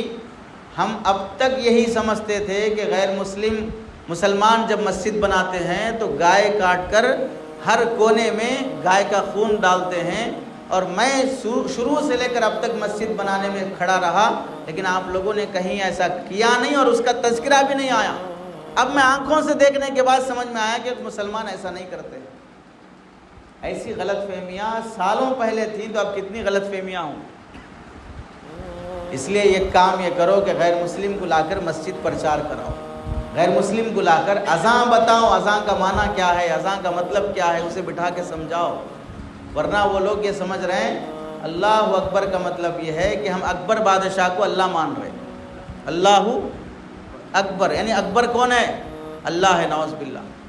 اکبر کو تم اللہ بول رہے ہو، اکبر بھی ایک عام انسان تھا، تو رام بھی ایک انسان ہے نا، تو جب اس کو اللہ مان رہے تو رام کو اللہ ماننے کیا ہوا؟ وہ غلط فہمی ان کے دماغوں میں بیٹھی ہوئی ہے۔ اللہ اکبر کا مطلب سمجھاؤ۔ ایک غیر مسلم کہنے لگا اللہ اکبر اذان کا مطلب کیا ہے؟ اذان کا مطلب یہ ہے کہ پورے مسلمان ایک ساتھ یہ بول رہے ہیں کہ اللہ اکبر مطلب تمام غیر مسلمانوں کو جو غیر مسلم ہیں ان کو ذبح کرنا ہے۔ اس کا مطلب یہ ہے۔ اتنا کامن سینس یعنی جو معمولی عقل رہی تو بھی نہیں ہوتا، ویسے غلط فہمیاں بیٹھی ہوئی ہیں۔ اور آخری کام، چوتھا کام یہ ہے، جہاں رمضان میں زکوٰۃ نکال کر، صدقات نکال کر، صدقہ فطر سے مسلمانوں کی مدد کرتے ہو، وہیں پر ایک کام یہ کرو، زکوٰۃ تو مسلمانوں کو دینا ہے، صدقہ فطر بھی مسلمانوں کو دینا ہے، نفل صدقے خیرات مسلمان کو دینے پر بھی ثواب ملے گا، غیر مسلم کو دینے پر بھی ثواب ملے گا۔ مسجدوں کے سامنے بیٹھ کر بھیک مانگنے والے بھکاریوں کو زکوٰۃ دینے سے زکوٰۃ ادا نہیں ہوتی۔ ان پیشہ ورانہ بھکاریوں کو دینے کے بجائے آپ کے محلے میں، بستی میں کوئی غیر مسلم بیوہ خاتون ہے، کوئی غیر مسلم ہے جس کی 3-4 بیٹیاں ہیں، کوئی غیر مسلم ہے جو بیمار ہے، علاج کے لیے پیسے نہیں ہیں، ان غیر مسلموں کی مدد کرو، ان کو گولیاں دلاؤ، ان کی بیٹی کی شادی میں مدد کرو۔ یہ صدقے کے ذریعے سے ان کی مدد کرو گے تو ان کے دل نرم ہوں گے۔ اللہ کے نبی علیہ السلام نے ابتدائے اسلام میں زکوٰۃ بھی غیر مسلموں کو دیا کرتے تھے، تالیف قلب کے لیے، تاکہ ان کے دل اسلام کے بارے میں نرم ہو جائے، اسلام میں لانے کے لیے یا نئے اسلام میں آئے ہوئے لوگوں کے لیے۔ اب وہ زکوٰۃ کا حکم غیر مسلموں کو دینے کا تو نہیں ہے، لیکن عام نفل صدقے غیر مسلموں کو دینے پر بھی ثواب ملتے ہیں۔ تو اپنے محلے کے غیر مسلموں کو تھوڑا بہت تعاون، جیسے مثال کے طور پر آپ میں سے بہت سے لوگ رمضان میں کپڑے بانٹتے ہیں، بعض لوگ رمضان میں راشن کٹ بانٹتے ہیں، تو یہ راشن کٹ، یہ کپڑے جہاں مسلمانوں کو دیتے ہو وہاں ضرورت مند غیر مسلموں کو بھی دو، ان تک بھی پہنچاؤ۔ یہ 4 کام ہیں غیر مسلموں کے دلوں سے نفرت ختم کرنے کے لیے۔ اور رمضان کے مہینے کو قرآن کا مہینہ بناؤ، جتنا ہو سکے قرآن کی تلاوت کا اہتمام کرو۔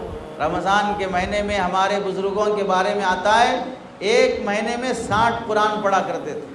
ایک بزرگ گزرے ہیں ابو بکر بن عیاش رحمۃ اللہ علیہ، ان کے متعلق لکھا، جب ان کا انتقال ہونے لگا تو اپنا بیٹا بازو بیٹھا تھا، بہن بھی تھی، بہن رونے لگی، تو انہوں نے کہا بہن رونا نہیں میرے مرنے پر، مجھے اللہ سے امید ہے کہ اللہ مجھے عذاب قبر نہیں دے گا، جہنم کا عذاب نہیں دے گا۔ اور اپنے بیٹے کو نصیحت کرنے لگے، بیٹا میں جس کمرے میں رات گزارا کرتا تھا اللہ کے واسطے اس کمرے میں کبھی گناہ نہ کرنا، میں نے اس کمرے میں 24,000 قرآن مجید ختم کیے، میں نے اس کمرے میں 24,000 قرآن مجید پڑھے۔ آپ بتائیے، ہزاروں کی تعداد میں قرآن پڑھنا، ہماری زندگیاں گزر جاتی ہیں 50 سال 60 سال، 2 قرآن بھی پڑھنا نصیب نہیں ہوا، کیسی بد نصیبی کی زندگی ہے۔ آپ کو معلوم اورنگزیب عالمگیر رحمۃ اللہ علیہ اتنے بڑے عالم تھے کہ وہ قرآن مجید پڑھتے نہیں، پڑھنے کے ساتھ ساتھ قرآن مجید لکھتے بھی تھے۔ اپنی زندگی میں کئی قرآن مجید لکھے اورنگزیب عالمگیر رحمۃ اللہ علیہ نے۔ پہلے زمانے کی لڑکیوں کا کمال یہ تھا کہ لڑکی کو جب قرآن پڑھنا آ جاتا اور قرآن اچھا پڑھ لیتی تو لڑکی کو اب قرآن لکھنا سکھاتے تھے، اور اتنا اچھا عمدہ لکھنا سکھاتے تھے کہ وہ لڑکی اپنے ہاتھ سے قرآن لکھ کر شادی میں لڑکی والے اپنی بیٹی کو جو قرآن ہدیے میں تحفے میں گولڈ کلر کے بکسے میں دیتے ہیں، وہ قرآن مارکیٹ سے خرید کر نہیں لاتے تھے، لڑکیاں اپنے ہاتھ سے اپنا لکھا ہوا قرآن لے کر سسرال کے گھر جاتی تھی۔ اتنی دینداری لڑکیوں میں تھی۔ آج لڑکیوں کو قرآن پڑھنا نہیں آ رہا، لڑکوں کو قرآن پڑھنا نہیں آ رہا۔ رمضان کے مہینے کو قرآن کا مہینہ بناؤ۔ اور ایک چیز ہے، رمضان کے مہینے میں اللہ کے واسطے یہ موبائل سے جتنا ہو سکے دور رہو۔ ہمارے روزوں کو، ہماری نیکیوں کو، ہماری عبادت کو غارت کرنے والا عمل موبائل کا استعمال۔ ہم میں سے کتنے لوگ ہیں 24 گھنٹوں میں سے 8 گھنٹے اہتمام سے موبائل میں لگے رہتے ہیں؟ آپ لکھ کر رکھ لو، سونا کتنے گھنٹے ہو رہا ہے، کھانا کتنے گھنٹے ہو رہا ہے، موبائل کا استعمال کتنے گھنٹے ہو رہا ہے۔ موبائل میں بعض مرتبہ رمضان کے مہینے میں ایسا بھی ہوا، یہ مدنی چینل، یہ مکی چینل، یہ فلاں channel, 4 T V, 9 T V, فلاں دینی چینل، ان چینلوں کے نام سے نئے نئے عنوان کے ذریعے سے بھی لوگ، حتیٰ کہ ہم نے دیکھا سحری کے وقت یوٹیوب ڈال لے کے بیٹھے ہوئے۔ ارے 4 بجے کا ٹائم، اللہ سے تعلق جوڑنے کا ٹائم ہے، وہ ٹائم پہ موبائل لگا کے بیٹھا ہے، ٹی وی دیکھ رہے۔ ٹی وی کیا دیکھ رہے؟ نہیں، دینی مسائل ہیں، رمضان کے مسائل، زکوٰۃ کے مسائل، روزے کے مسائل۔ بے وقوف کہیں کہ یہ ٹائم تو اللہ سے تعلق جوڑنے کا ٹائم ہے، اس ٹائم ٹی وی دیکھ رہا ہے، اس ٹائم یوٹیوب دیکھ رہا ہے۔ رمضان میں ہمارے ثواب کو غارت کر دینے والی چیز یہ موبائل ہے، جتنا ہو سکے اس سے بچو۔ پہلے زمانے میں کیا تھا، ہمارے بچپن میں ہم نے بھی دیکھا، ہمارے رشتہ داروں کے گھر میں ٹی وی رہتی تھی تو اتنی دینداری تھی گھروں میں کہ اگر رمضان کا چاند دیکھ لیے تو لوگ جو دیندار تھے، شریف تھے، وہ ٹی وی کو برقع پہنا دیتے تھے، ٹی وی کو برقع پہنا دیتے۔ مطلب کیا ہے، اسے کور چڑھا دیتے، رمضان کا چاند دیکھ لیے، اب پورے رمضان ٹی وی اوپن کرنا نہیں ہے، ٹی وی دیکھنا نہیں ہے۔ عید کا چاند دیکھنے کے بعد اب وہ برقع اتارتے تھے۔ اتنی دینداری تھی کہ رمضان کے مہینے میں ٹی وی ہمیشہ کے لیے بند کر کے رکھ دیتے تھے، اب کوئی سیریل دیکھنا نہیں ہے، کوئی فلم دیکھنا نہیں ہے۔ اب اس زمانے میں ہو سکتا ہے کہ بہت سے لوگوں کے گھروں میں ٹی وی نہ ہو، لیکن ہر آدمی کے ہاتھ میں ٹی وی ہے، ہر آدمی کے جیب میں ٹی وی ہے، جو من میں آیا دیکھنا چاہے دیکھ رہا ہے۔ حتیٰ کہ ہم نے بعض ایسے غلیظ مسلمانوں کو بھی دیکھا ہے رمضان کے مہینے میں روزے کی حالت میں مسجد میں بیٹھ کر فلم دیکھ رہا ہے۔ بعض ایسے نوجوان بے وقوف قسم کے، اب اگر اللہ تعالیٰ مودی کو، یوگو کی، فلاں کو مسلط کر کے جوتے نہیں مارے گا تو کیا مارے گا؟ جوتے ہی پڑنا چاہیے ایسے غلیظ لوگوں کو۔ تراویح چل رہی ہے رمضان کے مہینے میں، امام صاحب قرآن پڑھ رہے ہیں، مسجد کے پیچھے بیٹھ کر انڈیا پاکستان کا کرکٹ چل رہا ہے، مسجد میں تراویح چل رہی ہے، مسجد میں یا پیچھے بیٹھ کے کرکٹ دیکھ رہا۔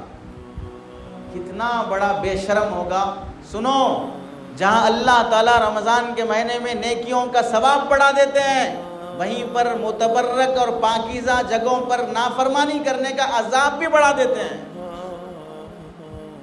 مسجد کا احترام اتنا ہونا چاہیے کہ یہاں بیٹھ کے دنیا کی باتیں کرنا جائز نہیں ہے۔ اب تم موبائل کھول کے کرکٹ دیکھ رہے ہو، سیریل دیکھ رہے ہو، جوکس دیکھ رہے ہو، ریلز دیکھ رہے ہو، فیس بک آن کر کے موبائل میں مبتلا ہو، تو کتنا بڑا اللہ کو غصہ آئے گا کہ میرے گھر میں بیٹھ کر غیروں کی بے حیائی کی ننگی تصویریں، ناچنے والی تصویریں دیکھ رہا۔ اس واسطے رمضان کے مہینے میں موبائل کا استعمال جتنا ہو سکے کم کر دو۔ کسی سے بات کرنے کی بھی ضرورت نہیں ہے، کسی کا یوٹیوب چینل دیکھنے کی بھی ضرورت نہیں ہے۔ جو سننا ہے وہ پورا 11 مہینے تو سنیں گے، لیکن رمضان کے مہینے میں کسی کا دینی بیان بھی سننے کی ضرورت نہیں۔ مولانا موجود ہے، آپ کے امام صاحب ہیں، آپ کے نرمل میں بڑے بڑے علماء موجود ہیں، ان سے فون کر کے زکوٰۃ کے، روزے کے، تراویح کے جو مسئلے معلوم کرنا ہو فون کر کے مولانا سے ڈائریکٹ معلوم کر لو۔ یوٹیوب پر آنے والے کسی مولوی کا سننے کی ضرورت نہیں ہے۔ بھائی یوٹیوب وہ شاپنگ مال کی طرح ہے۔ شاپنگ مال میں آپ کو کپڑے بھی ملتے، جوتے بھی ملتے، سودا بھی ملتا، ترکاری بھی ملتی، ہر چیز ملے گی، لیکن آپ کو کون سا لینا کون سا نہیں لینا وہ نہیں معلوم ہے، اچھے برے کی تمیز نہیں ہے، کون سے مولانا کی سننا کس کی نہیں سننا فرق نہیں ہے۔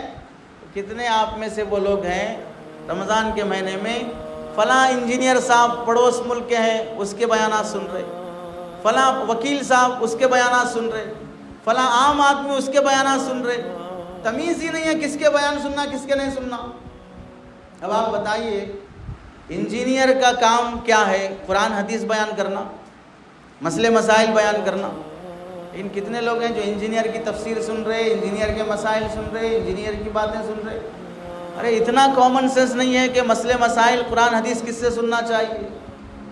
اب مثال کے طور پر آپ سمجھیے، آپ کسی چکن کی دکان کے پاس گئے اور یہ کہا کہ بھائی چکن کی دکان کے پاس جا کے مجھے 6 میٹر کپڑا دے دو۔ کس سے پوچھ رہے ہیں جی؟ چکن کی دکان والے سے کیا پوچھ رہے ہیں؟ 6 میٹر کپڑا دے دو۔ تو چکن کی دکان والا اگر ہٹا ہوا رہا تو انہیں بولے گا 6 میٹر کپڑے نہیں ہے، سے کپڑے بھی اتر جاتے۔ نہیں دکھ رہا آنکھوں کو کس کی دکان ہے؟ گوشت کی دکان ہے، کپڑے تھوڑے ملیں گے یہاں پر۔ اب اگر وہ شخص وہاں سے کپڑے کی دکان کے پاس گیا اور کپڑے کی دکان والے کو بولا 2 کلو چکن دو، تو کپڑے کی دکان والا جو ناپنے کا ٹیپ رہتا ہے لوہے کا، وہ دکھا کے بولے گا ہے سے گوشت بھی نکل جاتا۔ نہیں دکھ رہا کس کی دکان ہے؟ کپڑے کی دکان پہ چکن، چکن کی دکان پہ کپڑے آ کے مانگ رہا، بیوقوف ہے۔ جب اس کے نام کے ساتھ ہی تمہیں دکھ رہا انجینئر، تو انجینئر کے پاس کیا ملتا ہے؟ قرآن حدیث ملے گا۔ انجینئر کے پاس میٹیریل ملے گا، پلان ملے گا گھر بنانے کا، باتھ روم بنانے کا، بیت الخلا بنانے کا۔ اس سے جا کر تم یہ مسئلہ کیا ہے، وہ مسئلہ کیا ہے، یہ حدیث کیا ہے پوچھ رہے ہو۔ اس واسطے رمضان کے مہینے میں موبائل کی لت میں مبتلا ہونے کے بجائے قرآن مجید سے وہ تعلق پیدا کرو، دیکھ کر قرآن مجید پڑھو، ہاتھ میں لے کر پڑھو، موبائل سے بھی نہ پڑھو۔ مسجد میں بیٹھے ہو، قرآن رکھا ہوا ہے، لیکن موبائل کھول کے موبائل میں قرآن پڑھ رہا۔ یہ بدتمیزی ہم سے نہ ہونے پائے۔ اور ایک کام یہ ہے رمضان کے مہینے میں جو ٹوٹے ہوئے رشتے ہیں اسے جوڑنے کی کوشش کرو۔ جس کے رشتے ٹوٹے ہوئے ہیں رمضان کے مہینے میں اللہ تعالیٰ اس کی مغفرت نہیں فرماتے۔ رشتے جوڑو، ان کے یہاں ہدیے بھیجو، معافی تلافی کر لو۔ معافی تلافی کر لو بولے تو لوگ معافی کا میسج اسٹیٹس پہ رکھ لیتے، اسٹیٹس پہ رکھ لے کے بولتے میں جس کو ستایا ہوں، جس کو کچھ بھی بولا ہوں، جس کو بھی میں نے تکلیف پہنچایا ہے، اس رمضان کے صدقے مجھے معاف کر دیجیے۔ ادھر سے دوسرا آدمی اسٹیٹس پہ رکھ لینا، پہلے آپ انتقال ہو جائیے پھر ہم آپ کی مغفرت کی دعا کریں گے۔ اللہ بھی معاف کرے گا، ہم بھی معاف کر دیں گے۔ جا کے فزیکلی ہاتھ پکڑ کے معافی مانگو بولے تو اسٹیٹس پہ رکھ دے کے سمجھ جاتے ہیں کہ ہم معافی مانگ چکے ہیں۔ رشتے ناتے جوڑو۔ اور رمضان کے مہینے میں کرنے کا کام یہ بھی ہے کہ رمضان کے مہینے کو اختلاف کا مہینہ نہ بناؤ، جھگڑوں کا مہینہ نہ بناؤ۔ افسوس کے ساتھ کہنا پڑتا ہے چھوٹی چھوٹی بات پر اتنا جھگڑتے۔ رمضان کے مہینے میں ہر مسجد میں عام طور سے 80% عام طور سے یا تو کمیٹی میں جھگڑے ہو جاتے، یا تو صدر متولی سے پبلک کے جھگڑے ہو جاتے، یا تو امام صاحب سے جھگڑ لیتے، کوئی نہ کوئی چھوٹی چھوٹی بات پہ جھگڑے ہوتے رہتے ہیں۔ جھگڑا کرنے سے اللہ کے نبی نے فرمایا نیکیاں ایسے ختم ہو جاتی ہیں جیسے اس طرح چلانے کے بعد سر کے بال ختم ہو جاتے ہیں۔ رمضان کے مہینے کو جھگڑے کا مہینہ نہ بناؤ۔ اور ایک کام یہ ہے، رمضان کا مہینہ جب بھی آتا تو عام طور سے مسجدوں میں کیا کرتے، نیا چونا وغنا مارتے، پینٹ مارتے، اگر حسیر وغیرہ پرانی ہو گئی نکال کر قالین ڈالتے، پنکھے پرانے ہو گئے نئے ڈالتے ہیں، پنکھے ہو گئے تو اے سی ڈالتے ہیں۔ رمضان کے مہینے میں کچھ نہ کچھ نیا کام کرنے کے لیے پیسہ خرچ کرتے ہیں، لیکن افسوس سے کہنا پڑتا ہے ہر رمضان پینٹ ہونا، ہر رمضان نئے حاصر ہونا، ہر رمضان کچھ نہ کچھ مسجد میں کام ہونا، لیکن ہر رمضان امام صاحب کی تنخواہ میں کچھ بھی اضافہ نہیں ہونا۔ لاکھوں روپے در و دیوار پر لگائیں گے لیکن مسجد کی خدمت کرنے والوں کو 500,000 روپے بڑھاتے ہوئے جان نکل جاتی۔ 4 سال گزر جائیں گے لیکن تنخواہ کا اضافہ نہیں ہوگا۔ مسجد میں کام ہے، مسجد میں کام ہے، مسجد میں کام ہے۔ ارے مسجد در و دیوار درست کرنے کا نام نہیں ہے، مسجد کا اصل مسجد کو آباد کرنے کا نام مسجد ہے۔ مسجد میں جو خدمت میں لگا ہے اس کی خدمت کرنا اصل ہے، لیکن مسجد لاکھوں روپے کی بنا لیں گے، وہاں پر امام رکھیں گے وہ جو رکشے اور آٹو چلانے والے سے بھی گھٹیا ہوگا، اس کی تنخواہ آمدنی زیادہ ہوگی لیکن ان کی تنخواہ اور آمدنی کی توجہ نہیں کی جائے۔ مسجد کے کام میں جس طرح خرچ کرنے کو نیکی سمجھتے ہیں اسی طرح ان خدمت کرنے والے علماء، ائمہ، مؤذنین کی خدمت کرنے کو بھی دینی کام سمجھیں۔ رمضان کے مہینے میں بہت سی عورتیں اپنے معصوم بچوں کو روزہ رکھاتی ہیں۔ 8 سال 10 سال کا ہو گیا روزہ رکھنے کی عادت دلاتی ہے۔ یہ غلطی نہ کرو، اسلام میں 10 سال کی عمر پر نماز پڑھانے کا حکم ہے، روزہ رکھانے کا حکم نہیں ہے۔ نابالغ بچے پہ جب روزہ فرض نہیں ہے اسے زبردستی کا روزہ نہ رکھاؤ۔ ہاں بالغ ہونے کے قریب ہو گیا، 13 سال ہو گئے، 14 سال ہو گئے، 15 سال میں عام طور سے بالغ ہو جاتے ہیں، 1 سال 1.5 سال پہلے اگر طاقت ہے اسے روزہ رکھنے کی، عادت ڈلانے کے لیے ٹھنڈے روزے ہیں تو کبھی کبھار تھوڑا بہت رکھا لیے وہ کافی ہے، لیکن عبادت سمجھ کر ہرگز ان کو تکلیف نہ پہنچاؤ۔ رمضان کے مہینے میں بعض مرتبہ ایسے بھی ہوتا ہے کہ جن کی ابھی شعبان میں رجب میں منگنی ہوئی، رمضان کے بعد ان کی شادی ہے، یہ جن کی منگنی ہوئی ہے یہ حضرات منگنی ہونے کے بعد ایسے ہو جاتے گویا کہ شادی ہو گئی۔ اب یہ رمضان میں آپس میں ایک دوسرے کو لینا دینا، ادھر سے افطار کا سامان ادھر سے افطار کا سامان، اب یہ جو منگنی ہونے کے بعد جو دولہا ہے وہ دلہن ایک دوسرے کو فون میں رمضان مبارک، عید مبارک، قبرستان مبارک ایک دوسرے کو میسج کرتے رہتے ہیں۔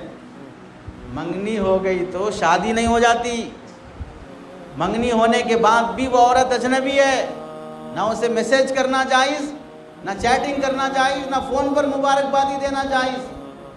اللہ کے بندوں شریعت کے حدود کی رعایت رکھو ورنہ وہ دن دیکھنے پڑیں گے کہ نہیں دیکھ سکتے۔ ابھی شب معراج جو گزری ہے، شب معراج میں ایک صاحب آئے ہمارے پاس، مولانا صاحب ایک مسئلہ پوچھنا ہے۔ کیا مسئلہ ہے؟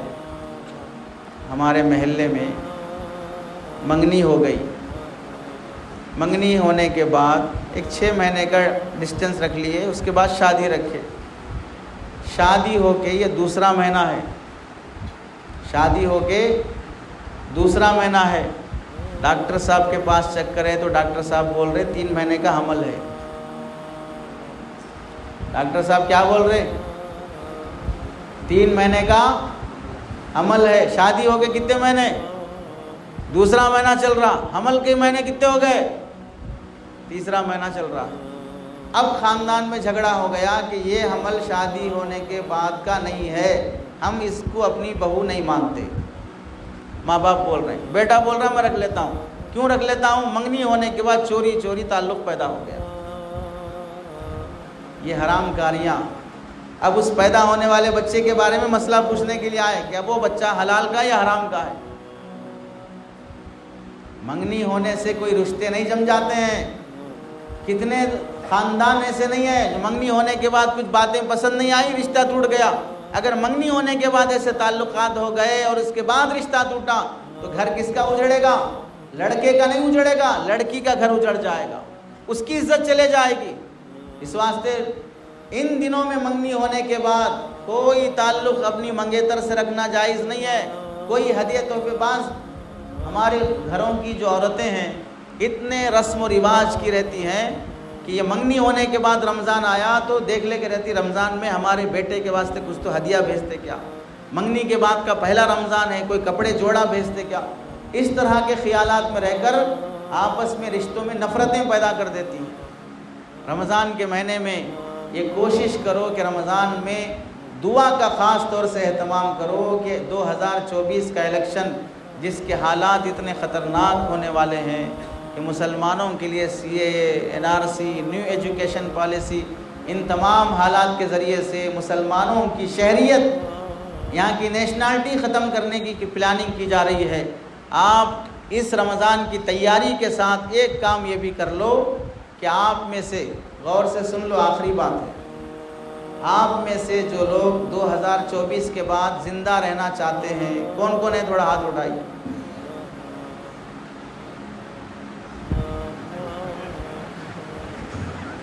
فرشتوں کا ماحول ہے. 2024 کے بعد زندہ رہنا چاہتے ہیں تو ہاتھ اٹھاؤ.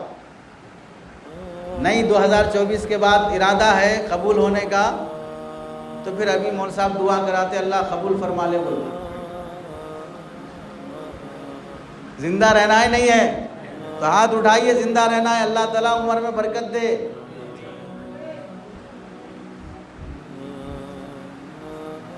دو 2024 کے بعد زندہ رہنا ہے تو آپ میں سے ہر آدمی یہ کام کرو کہ اپنا برتھ سرٹیفکیٹ بناؤ. کیا کرو؟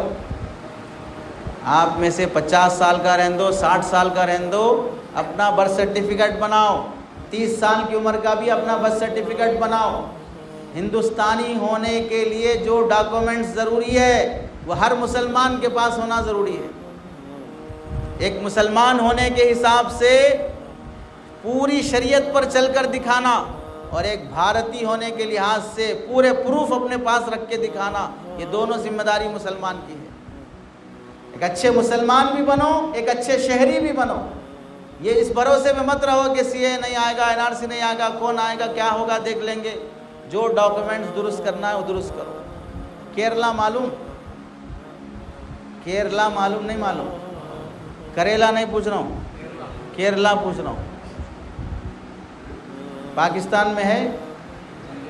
انڈیا میں ہے. ہمارے شہر کے صوبے کے ایک بڑے بزرگ حضرت مولانا شاہ جمال الرحمن صاحب دامت برکاتہم، ایک ہفتہ پہلے حضرت کی مجلس تھی تو فرمانے لگے ابھی 3 دن پہلے میں کیرلا جا کے آیا تو کیرلا کے مسلمانوں میں جب میں یہ بیان کیا کہ اپنے اپنے ڈاکومنٹس درست کر لو، سب کا برتھ سرٹیفکیٹ رہے، تو کیرلا کے مسلمان بول رہے کہ حضرت ہمارے 80 سال کے بوڑھے آدمی کا بھی برتھ سرٹیفکیٹ ہے. ہمارے پورے مسلمان ڈاکومنٹس کے لحاظ سے 100% پکے ہیں. یہاں پر ایسا کچھ بھی نہیں ہے. کیوں؟ آپ لوگ جانتے ہیں ہندوستان میں سب سے زیادہ پڑھا لکھا صوبہ کون سا ہے؟ کیرلا ہے. پڑھے لکھے لوگ رہتے ہیں تو اپنی ذمہ داریاں پوری کرتے ہیں. اب ہمارے پاس اتنا ایجوکیشن نہیں ہے تو اس کی وجہ سے غفلت میں ہیں لوگ. بہت سے لوگوں کو کیسے بنانا نہیں معلوم، اور جو پڑھے لکھے ہیں ان کو اتنی سستی ہے کہ بنانا بھی نہیں ہوتا، دوسرے کا بنا کے بھی نہیں دیتے. آسام میں کیا ہوا؟ 40 لاکھ مسلمانوں کے ان کے ڈاکومنٹس نہیں ہیں تو ان کی شہریت منسوخ کر دیے کہ یہ لوگ ہمارے بھارت کے نہیں، نیشنل ان کی یہاں کی نیشنالٹی نہیں ہے. بھیک مانگنا پڑا، پراپرٹیاں بیچنا پڑا، 50-50 ہزار روپے دے کر برتھ سرٹیفکیٹ بنانا پڑا ہے. اٹھا کے دیکھ لو آسام کا حال. اس واسطے آنے والے حالات بہت خطرناک ہیں. مسجد کی طرف سے یا نوجوانوں کی کمیٹی مل کر ہر گھر جا کر ایک ووٹر ID بناؤ، دوسرا برتھ سرٹیفکیٹ بناؤ. یہاں کا ہونے کے لیے جو پروف چاہیے ان میں سے یہ چیزیں ضروری ہیں. کل کے دن کوئی کسی کو ساتھ نہیں دے گا، کوئی کسی کے ساتھ نہیں کھڑے گا. آپ بتائیے، اللہ نہ کرے 100 بار اللہ نہ کرے، ہم سب مل کے بیٹھے ہیں، اگر اس وقت کوئی پولیس آ جائے اور یہاں میں سے اللہ نہ کرے 100 بار کسی ایک کو پکڑ کے لے جانا چاہے، ہم میں سے کتنے لوگ ہیں جو جا کے بچانے تیار ہیں؟ اب اگر جا کے کھڑے ہو کے سامنے بات بھی کر لیے، پولیس بولے گا نہیں تھوڑی دیر ہم بٹھا کے اسے کسٹڈی میں رکھ کے کل بھجا دیتے، کل جا کے بات کرنے والا کون ہے؟ آپ کو نہیں معلوم؟ ملک کے ایک بڑے عالم حضرت مولانا کلیم صدیقی صاحب، نام سنے نہیں معلوم، غیر مسلموں میں دعوت کا کام کرتے تھے، کتنے مہینے اندر ڈال کے رکھے کہ کون لوگ جا کے چھڑائے۔ بڑی بڑی شخصیتوں کو بھی چھڑانے کے لیے آدمی پاپڑ بیلنا پڑتا ہے، عام نوجوانوں کو لے جا کے ڈال دیا تو کون آتا بچانے کے لیے؟ اس واسطے ذمہ داری پوری کرو، شہری ہونے کا ثبوت دو، اور اپنے اس رمضان میں آخری کام یہ کر لو، اپنے علماء سے ایک مضبوط تعلق جوڑتے ہوئے، جس طرح آج جلسہ کرنے کے لیے آپ لوگوں نے یہاں مرد حضرات بیٹھے پیچھے یا بازو آپ لوگوں نے عورتوں کو جمع کیا ہے، رمضان کے مہینے میں اور رمضان کے بعد بھی ایسی کوشش کرو، جب بھی جمعہ کا بیان ہوگا، جمعہ کا بیان مردوں کو سنانے کے ساتھ ساتھ بازو کسی کا گھر یا مکان ہو وہاں پر عورتوں کو جمع کرو، اور جمعہ کا بیان پورے سال عورتوں کو سنانے کا اہتمام کرو۔ دعوت و تبلیغ کے جو مستورات کے اجتماعات ہوتے ہیں وہ بہت مبارک، بہت اچھے ہیں، ہوتے رہنا چاہیے، لیکن کام اتنا کافی نہیں ہے۔ خواتین بہت بگڑتی جا رہی ہیں، بے پردگی عام ہے، مسلمان لڑکیاں غیروں کے ساتھ آئے دن بھاگتی جا رہی ہیں، غیروں سے شادیاں ہو رہی ہیں۔ ان لڑکیوں کی تربیت کی خاطر اپنے علماء کا بیان الگ الگ نئے ٹاپکس پر سنانا ضروری ہے۔ ہم یہ نہیں بول رہے عورت کو مسجد میں لا کے سب میں سامنے کھڑا کر لو، مسجد کے بازو، مسجد سے متصل یا مسجد سے دور، لیکن اپنے شہر کی عورتوں کو، محلے کی عورتوں کو ہر ہفتہ دین کی بات سنانے کا اہتمام کرو۔ اللہ سے دعا ہے کہ اللہ تعالیٰ عمل کی توفیق نصیب فرمائے۔ آمین۔ وآخر دعوانا ان الحمد للہ رب العالمین۔